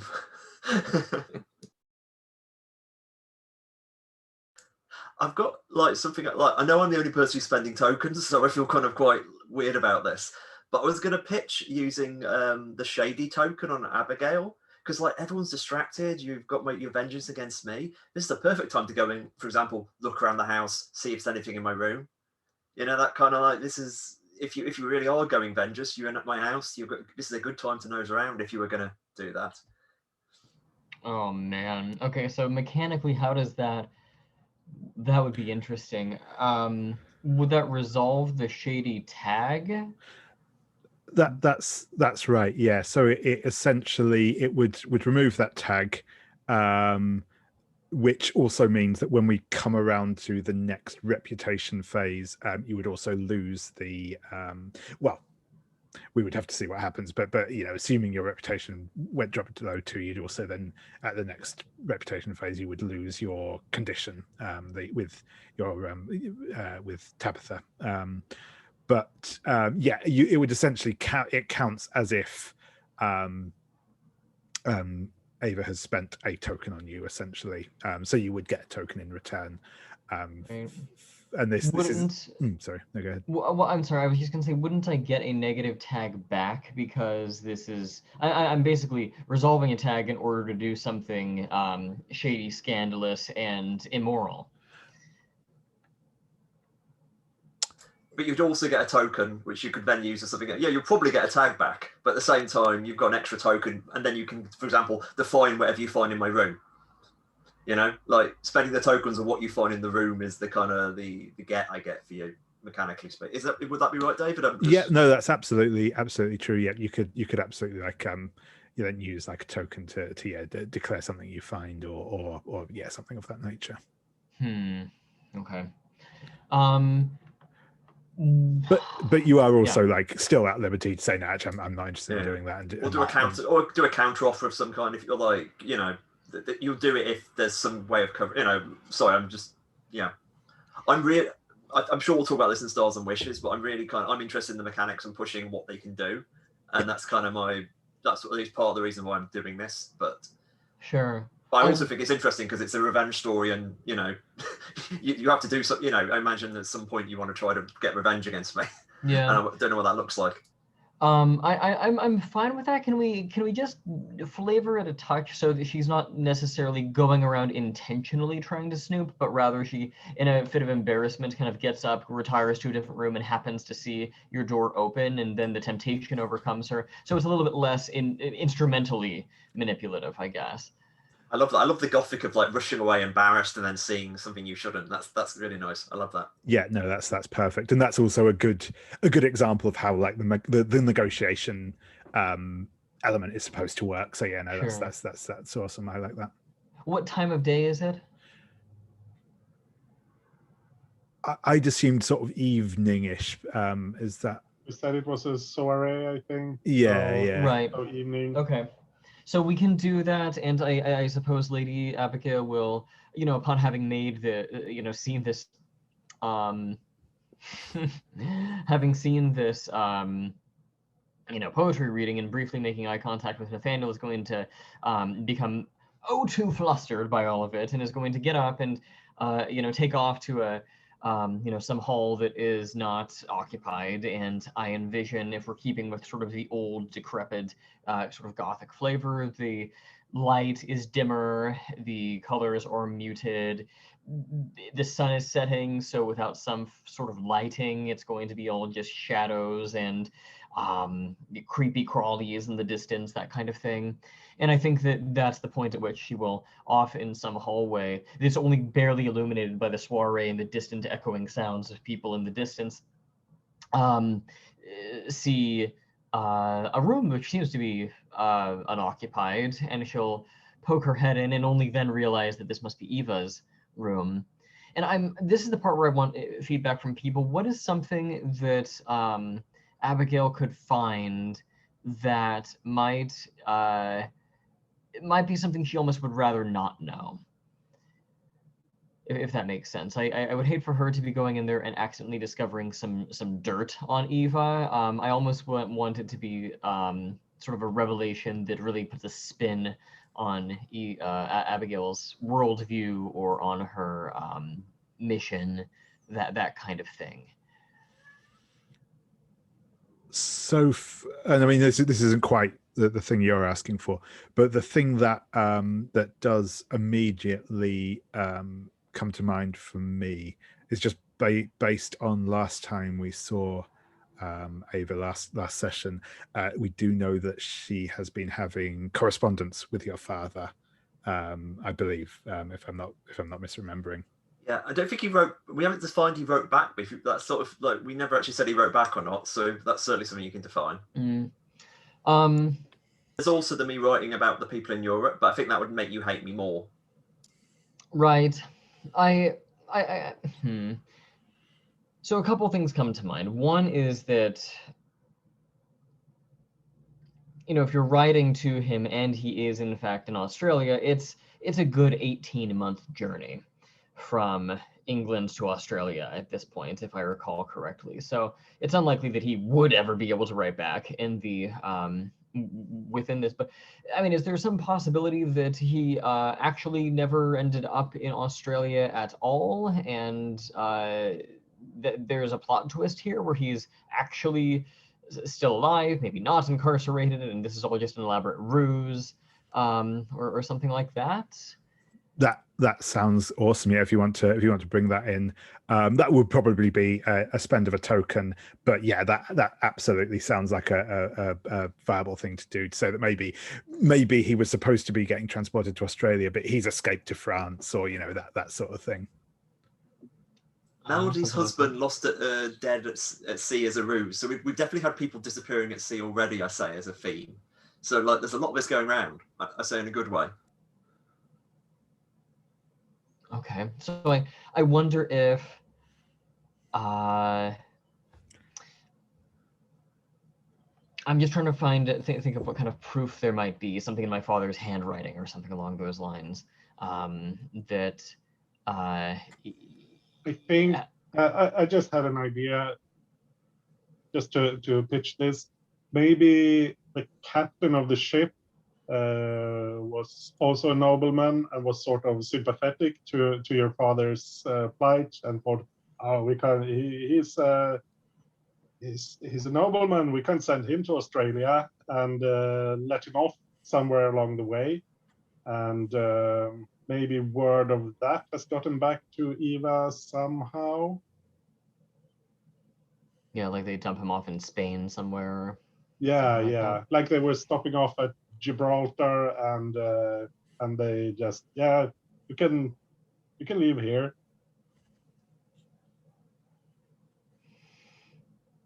Maybe, I don't know. I quite like that. I just wonder how would word of that find would out. get back to Ava. Yeah.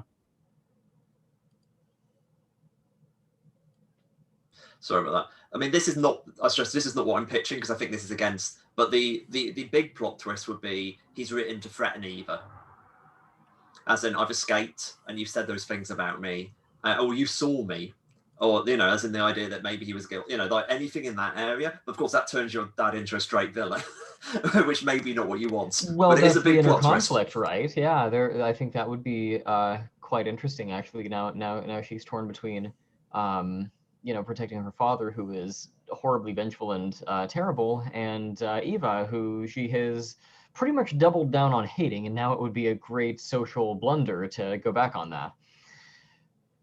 I mean, you could have like both just to pitch he could be threatening and Eva could have just missaw it as well. So they're kind of like, yes, he's threatening vengeance, but he didn't do it in the first place. Does that make sense? So Eva's busybody, so I might be overcomplicating here, but it still brought out his worst nature as well, I guess. I don't know. It depends how, it's very much your side of the plot, I guess. Yeah, I might have to think about it, but I think just for the sake of moving the scene about or moving it along, we could say that there is some kind of note in place, that has been sent to Ava, and it's from my father. And in so many words, it essentially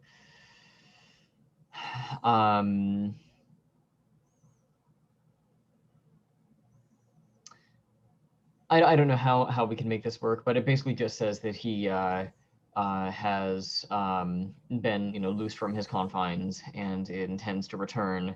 And maybe if we make it vague enough, we won't be able to tell if he's threatening or not, or if he's a bad guy or not. He just says that justice will be done, or something along those lines. And it's hard to say whether that is a threat or rather him just saying, I will clear my name, and he's actually quite noble. Yeah, but basically Dad's coming back is the plot twist, maybe. Yeah, no, that's perfect. Yeah, that's nice. I like that a lot. Okay. So yeah, that will cost you a probably that will cost you a resolve token. That resolve token will just go away. I don't think this isn't really impacting negatively on anyone. I mean, you could maybe make an argument that if he were actually coming back to seek revenge, then that probably would be a spend on Ava. But I think as it stands, this is probably just a kind of something happening in the world. Right. If it's a romantic comedy, then he's going to come back and everything is going to be a happy ending, and it's just some great misunderstanding is my guess. Yeah. Kind of those sort of Shakespearean comedies. But in that case, does my resolve token just kind of disappear into nothingness? Okay. That's right. Yeah. Got it. Basically, yeah. If you just use resolve tokens to kind of influence the world around you in general and that sort of stuff, then yeah, they just sort of vanish. Okay. So obviously, because at the minute a lot of our spends have been on other players, we've kind of had quite a lot of an internal economy going, but there is that kind of bit of revolve. We will also get as you start to resolve, also not resolve, but as you start to fulfill bits on your internal conflict, that is another source of resource tokens at the end of the cycle. But yeah. If anybody would like to, this would be a fine place to walk in and discover me snooping about, or something like that puts me into a very compromising position too. But I'll leave that up to everybody else. Just to make sure I get all the spends here right. So the shady tag disappears because Kieran invoked that, and that gives David a token, and David spends that token for the revelation. Yeah, that's correct. Yep. So David should have as many tokens as he had before, but no shady tag. That's correct. Yep. Yeah. Okay. Thanks.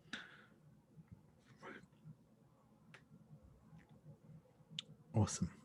So the urge to make Brutus come in is real, but I'm not spending another token. Fair.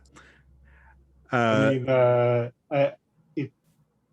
it would be interesting to have Nathaniel appear, but I think we want to move that relationship along a bit more slowly.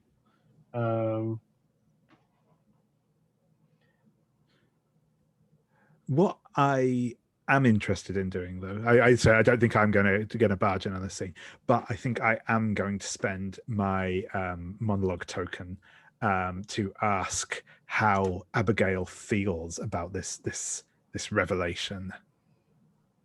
Yeah, I think we have a scene of her looking down at this paper that is only barely illuminated by these sort of blood red sunset rays of light streaming through a largely closed and shuttered window. And you can see this close-up of her hands sort of trembling and gripping and crinkling the paper a bit as her heart begins to race, and you hear the sounds of the really increasingly raucous poetry reading in the background beginning to blur and murmur as if they're almost being heard underwater. And I think that really the thing that we ascertain is that her mind goes blank. She immediately thinks, well, I've got to find him, I've got to meet him, I've got to explain all of this to him. And then she thinks, wait, but why hasn't Ava told me? Why hasn't she told anyone? And what do I do about that? Do I need to do anything? I mean, if he's coming back, then maybe I should just stay put and swear that I didn't know anything about it, and he'll come and meet me. And then so she has this kind of place where she's torn between trying to use this information versus just sit on it and let things take the course they will. I think that's where she is. Is it in her best interest to attack Ava over this, or should she simply sit back, let the chips fall where they may, and just try to pursue romance and a better life? I think that's the inner conflict playing out again. I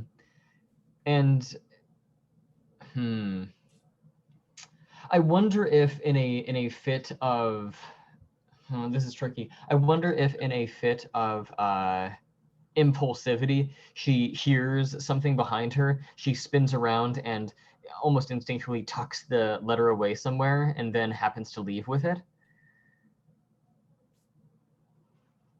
I was even thinking about like whether like after she's had a chance to kind of read this and kind of think about it, whether Florence Honeyfield would have noted that she left the reading and was kind of searching for her and now has found her in Eva's room, right? What it says. And would this require a token expense to put Florence there, kind of seeing that Eva has, seeing that Abigail has been there? I feel like this probably does. Yeah, Yeah, this is okay. It's this one's definitely at Abigail's expense and is going to be the thing that lands that negative tag back into the green zone looking at the character keeper. So I think that would be a resolve token. Okay, but Florence has no idea what Abigail has seen, but she's just appalled that this young woman who I have already sternly talked to before coming to the event, that she should be on her best behavior, and she comes in and says, "Young lady, what are you doing here? I saw you leave. I've been searching about for you, and then what are you doing snooping in your host's room? Heaven forfend." That's going to be the thing that causes Abigail to snap around and instinctively shove the letter into some kind of pocket. And I think that, I think this is the part where Abigail just starts crying, and she's just so ashamed and didn't mean anything by it. And oh my gosh, the shock of what she just read combined with this, and she's so scared of being found. I think it's just a bit much for her at this point. And so I think she will just go into just apologizing to this woman who she does kind of is almost below her station a little bit. She just says, I'm so sorry, Miss Honeywell. It was just such the poetry was so vulgar, and I just couldn't. It's just there's been so much happening, and I'm so sorry. I didn't know that there was anything in here. You must understand. Please do forgive me, Miss Honeywell. And I'm just like basically throwing myself at her mercy in a very deprecating kind of way. Like this is actually a real pit as opposed to a peak for poor Nash here. And Florence is surprised by this reaction and says, you need to pull yourself together. We can talk about this later, but I don't know what business you have in this room if you're simply trying to see like the way that other young ladies live, kind of looking at their furnishings. But please here, and she finds some type of handkerchief to kind of give her and says, let's see if you can at least pull yourself together, and kind of make a good face of it.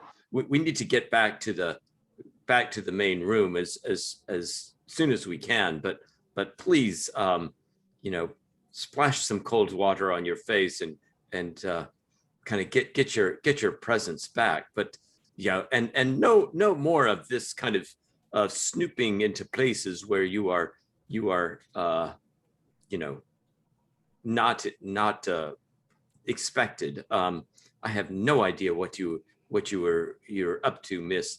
And as I say, eyes and ears are open at during events like this. You don't want to do anything to further degrade your position. Of course, yeah, you must believe me. It was an honest mistake, truly. I intended no harm. I'm deeply sorry. I promise I will make it up to you in some fashion. And she kind of is trying to just get out of the room, and I think she will come out down the hall, and anybody who isn't completely enraptured by this poetry that's being read will see that Abigail has reappeared, but is visibly like eyes all red, clearly has been crying, is upset about something. Yeah, and on the way back, Florence was kind of looking down the hallways in advance just to make sure that they would not be seen. Right, it was kind of really making sure that they would avoid any servants or anybody else that would be kind of wandering around the hallways away from the reading. I think since Nathaniel was standing in the doorway, I think he will at least notice them. I'm not sure if they're entering. They may not be entering through the same door, but I think he will notice at least that they're returning. And since he was looking at Lempster and Abigail, I think he noticed that she had disappeared, even if he didn't see her leave.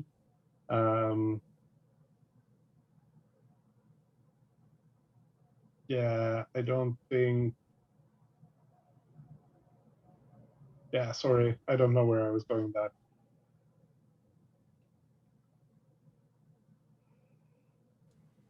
But unless anybody is going to rush up and say, "Lady Nash, what's wrong?" Something to that effect, I think that I'm pretty set for this particular scene. Cool. Yeah. So actually, yeah. Oh.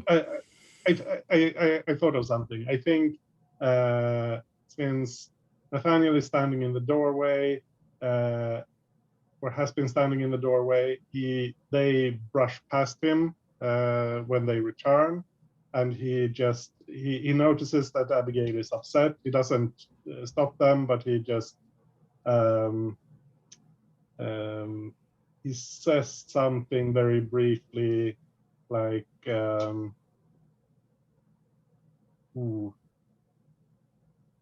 something polite and slightly comforting, maybe, like smoothing over, just reassuring her that there's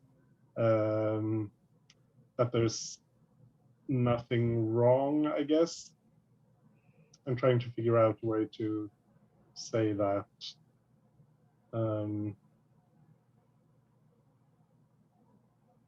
Yeah, sorry, it's a bit like my brain isn't braining properly. No worries, no worries. It occurred to me that I was calling her Honeywell. It's Honeyfield. My bad. Honeywell is like an electric company. Okay, but yeah, no, that works, and I think Abigail will be appreciative, and at the same time mortified, because she just developed this giant crush on Nathaniel, and of course she has completely lost face within probably 60 minutes of that. Perfect. Awesome. So as I said, I think where I would like to go next is, I think this is the after the reading has concluded, I think there's maybe some like refreshments or something laid out, and I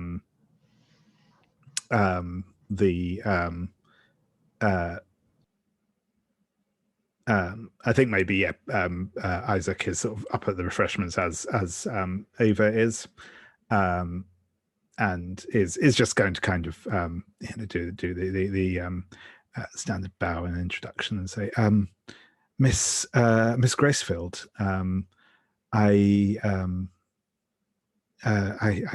didn't believe we've had the pleasure before. I'm Isaac Arkwright. It's thank you again for your family's invitation here this evening. Arkwright, you are your father's correspondent, yes? You are so you're the man we have all this to thank for. In fact, you are the man. In fact, to be precise, you are the man who, of course, has actually filled my social hours over the last week to make this endeavour happen. Pleased to meet you, Isaac. Thank you. I did not realise this was all. Well, not in aid of me, of course, but as a result of my words with your father. But no, thank you. I've much enjoyed your father's work, and to see him perform it was an amazing experience. So well, thank you, and thanks to your father, of course. My father is a creature of inspiration. He would definitely thank you at length, perhaps in verse. And she smiles, and that's a pretty good joke. That's an attempt at a joke from Eva, which is a rarity. A deliberate attempt at a joke. And yeah, he's going to sort of smile back and say, "Well, I'm sure I would be quite overcome at such thing, but and he sort of does the kind of fiddling around with the sort of the books he's got. I mean, forgive me for asking, but if he wouldn't mind writing a small dedication in one of my and he's sort of got a like one of the sort of poetry collections. I mean, if it is not too much trouble, of course. Certainly. Would you like to be signed now, or I must say, when he has been lost in the cup, his writing can be quite unintelligible, I'm afraid. Whenever would be convenient. I do not wish to press him now. Of course, this is an event for him to celebrate, and so forth. And we get one of the servants interrupt, and I go, "Never, shh, 1 second. I'm busy here." And it's like, there's a problem in the kitchen. No, please, just 1 minute. I'm dealing with Mr. Arkwright here. I'm sorry, Mr. Arkwright. Yes. Please leave your books. I'll ensure he signs, and I will send them to your address. You are staying, or you could return here, perhaps. I'm being, I will ask for, I'll see if Father can invite you to return at some future date. Oh, that would be most kind of you. Thank you. Yes, I'm currently just staying down in the village at the inn, but no, it would be I would be happy to come back and see you again. I am still, as I say, new to the area, so it is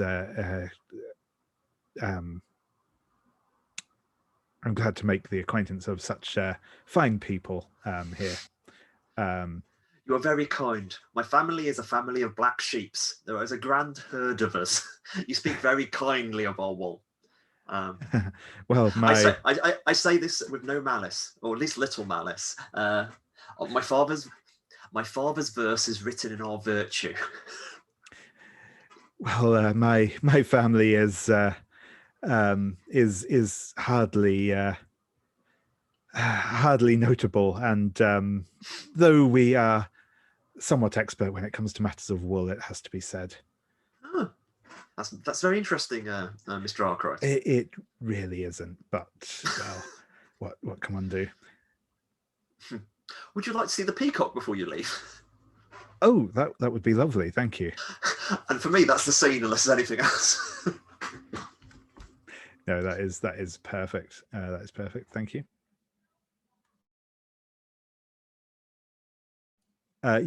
So does anyone else have any sort of last moments that they want to kind of bring in before we bring this novel chapter to a close? I do want to know whether Lempster at the end of the evening will be looking around to see if Lord Brutus had any taste for a conversation, or perhaps more after everything had kind of, people are leaving and that type of thing. Whether Lord Brutus was wanting to scurry away, or whether he was interested in a further argument with further pugilistic arguments. Yeah, I mean, it's like my immediate urge is like I could see I could see Brutus completely forgetting this. Just like it was an event in the evening, something happened. On the other hand, it's a certain thing that you can, if you wanted to spend the token and make it happen, I would be very happy to make Brutus do it. Yeah, no, I think I would do that. I think Lempster kind of goes out to the front of the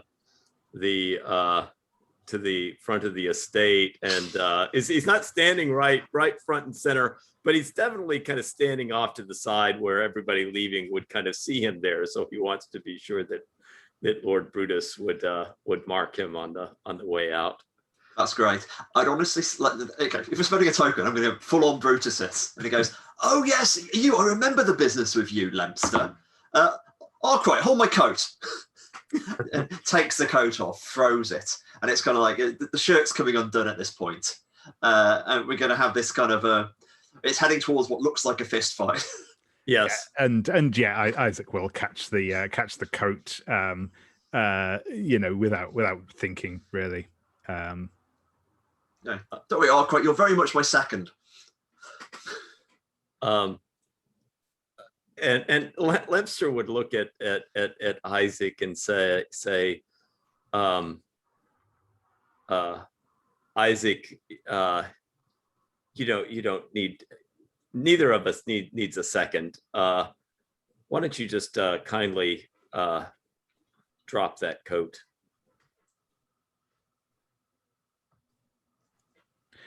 It's okay. It's okay. Marwood, it's no trouble. I think Lempster will actually step over and grab the coat from you, from Isaac, and he'll say, this man, I hesitate to call him a gentleman, really needs to learn his place. And Lempster will fling the coat onto the ground and step and kind of work his boots into it. I think it's like, he definitely this sees red, and the enormous beautiful because he's like a chocolate box soldier, he's a really good looking kind of handsome prince guy. It's very clearly being 100% shit. And he moves, and I've just googled the Marquis of Queensberry is not alive yet, sadly. But he's doing his best proto Queensberry stance, and he moves in with the jab to Lempster. Yeah, and I think, you know, among other things, Lempster learned some things about pugilism when he was on the continent. Probably has some kind of unusual new moves that Lord Brutus would not be fully aware of. Things like you know, kicking legs to kind of catch him off guard as the two of them, you know, kind of, you'd clearly pick up that, you know, that you know, Lord Brutus has this more kind of classic, you know, idea of how such fights take place, whereas I think Lempster is a little bit more the savvy fighter. Yeah. He said, like, I've not been to the, you know, I'm not a street fighter. I've not fought in the streets. My guard is literally my forehead. And Lempster takes him apart. I'm going to offer a token because I kind of like, oh yeah, you definitely beat me, but you beat me in a way which basically, obviously this is going to explode socially anyway, but this is specifically shameful in some way. And so, like, I'm not sure who's going to think less of you, but there's somebody like, I'm not actually, I've made the pitch and I'm not sure where it goes, but it's definitely like, this is a big deal. You beat me up worse than you mean to. Could be Esther, perhaps. That's what I do. Yeah. It's an idea, just like Esther oversees it or overhears it, or, you know, sees this happen and is like, how could you, Lempster? I loved you, and this is the way, you know, that kind of thing. I think, yeah, like beats me up in a way that, like, actually, do you want to pay the token? So, like, she comes up and slaps him or something afterwards. Or that's too much. That's a later period. I don't know. I mean, I'm fine with that. Yeah, it's because I know that Lempster obviously cares greatly for Esther, but he just doesn't want to marry her, and so for their relationship to be darkened by, you know, him beating Brutus up in a way that he didn't intend to. I mean, how does that sound, Robbie? Yeah, no, I think that sounds okay. That sounds good. That sounds great. So we'll have Esther pay you a resolve token and subtract that from her pool. Cool. Awesome. Yeah, and I think while this is going on, I think again, without even really thinking about it, Isaac has like picked up the coat from the ground and is kind of dusting it down because, you know, this is good worsted and you don't want the mud to get into that. But he is kind of watching the fight in that kind of mixture of like confusion and but like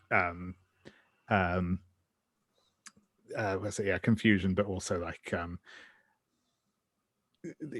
not expecting all of this, and there's almost certainly no swooning going on, obviously, but yeah.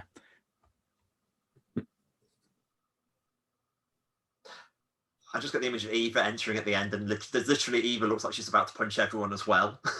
This kind of like Nathaniel, your friends, please make them leave the property before they make us disgraced for 1,000 years.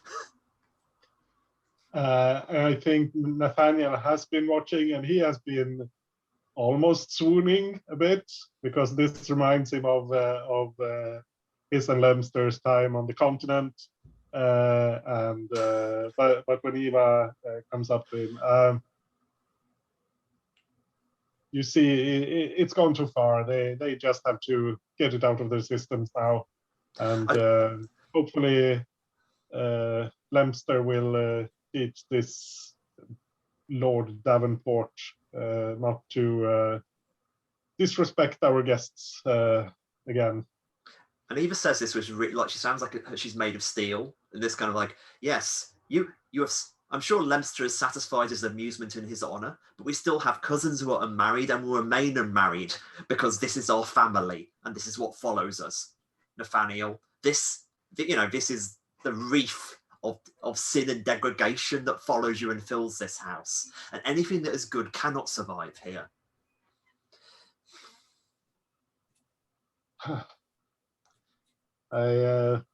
I'm sorry that you always see the darkest things in even such a slight amusement as this. Surely after listening to our father's words, this can this sort of goings on can only improve our reputation. We are a Parisian circus, not a family. Like, I think Eva's had said her piece there, certainly. Awesome. Yeah, and I think that's probably where we will call at the end of that scene. I think we will quickly do the reputation phase just while that is still in fresh in our minds. So I'm not going to go through the full questions this time. I think we've kind of familiarized ourselves with the broad strokes of those. Oh, well, I will do like the first time, but not for everyone. I'll just rattle through these from, again, Couchkeeper order. So starting with Ava, the basic ones are for positive reputation. Sorry, I'm looking on the wrong sheet. Acted if in a service of duty morality in a way that compromises your desires, acted in obedience to society's conventions despite considerable hardship in doing so, made a sacrifice and denied your own desires to show you're not like the rest of the family. Yep, that's the one. I don't think I've actually annoyingly compromised my desires. No, I came close a couple of times, I think, but so no. And my negative tags are acted in contravention of society's conventions, acted on desire in a way that compromised your duty and morality, and publicly defended any member of your family. I've certainly, this weird, I was nice to Nathaniel briefly, and then ended the scene at shouting at him. I would say that defended. I would say actually the fact I actually told the servants to leave me alone while I'm speaking to Isaac was that the acting on desire in a way that compromised my duty and morality. Like, yeah, that's fair. I'll work out the word for that, but that takes me to 3 negatives. I don't think we've got any positives. Sure thing. Perfect. Thank you. So yeah, Nathaniel. So well, exactly the same questions for you. So Yeah. Oh, I'm about to say my incredibly organising the party is probably a positive tag. Yes, that is fair, actually. Yeah. Cool. Yeah, I think that would count as considerable hardship. Yeah, I'm wondering if, at least in his mind, definitely breaking things off with Lempster counts as acting in the service of duty and morality in a way that compromises. Yeah, no, without question, I think. Yep. That's a positive tag. I don't think any of the other positives apply. Negative. I mean, he's been generally sort of accepting towards strange behavior, even if it's been in an ironic way. I don't know if that counts as acting in contravention of society's convention. No, I feel like Nathaniel himself was on fairly good behavior this evening. So yeah, no, I don't think so. Everyone else was worse than Nathaniel. Exactly. Yeah. yeah, probably. And he did not defend any member of his family. I think so. No, I don't think. Yeah, so that's just one positive tag then, which I think gives me a positive reputation. Nice. Yeah, I will.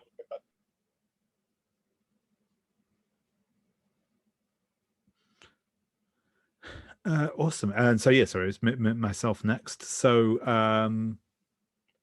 yeah, I don't think I acted in service of duty or morality in a way that compromised my desires, or acted in obedience to society's conventions despite considerable hardship in doing so. Again, I don't think so. I think again, I did secure a personal invitation from someone of higher social status than myself. For negatives, I don't think I acted in contravention of society's conventions, and I don't think I acted on desire in a way that compromised my duty or morality. third one is acted in an uncouth, low class, or vulgar manner. So I don't think I acted in a way that was uncouth or vulgar, but I do think that maybe the kind of, well, I suppose you could say acting the way I did to Lord Davenport is sort of expected. I think that maybe he was being more subservient than he strictly needed to be there.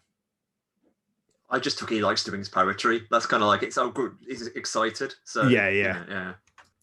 Cool. So yeah, I will take a couple for that. So next is for Abigail is the usual ones. So and then I my guess is that I just ended up getting a negative tag again, like we talked about before.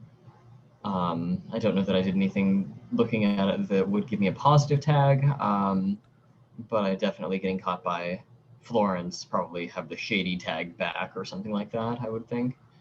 Yep, sure thing. Yeah, if you want to take the same one back or something different, either of those is good. Sure. Awesome. And Lempster.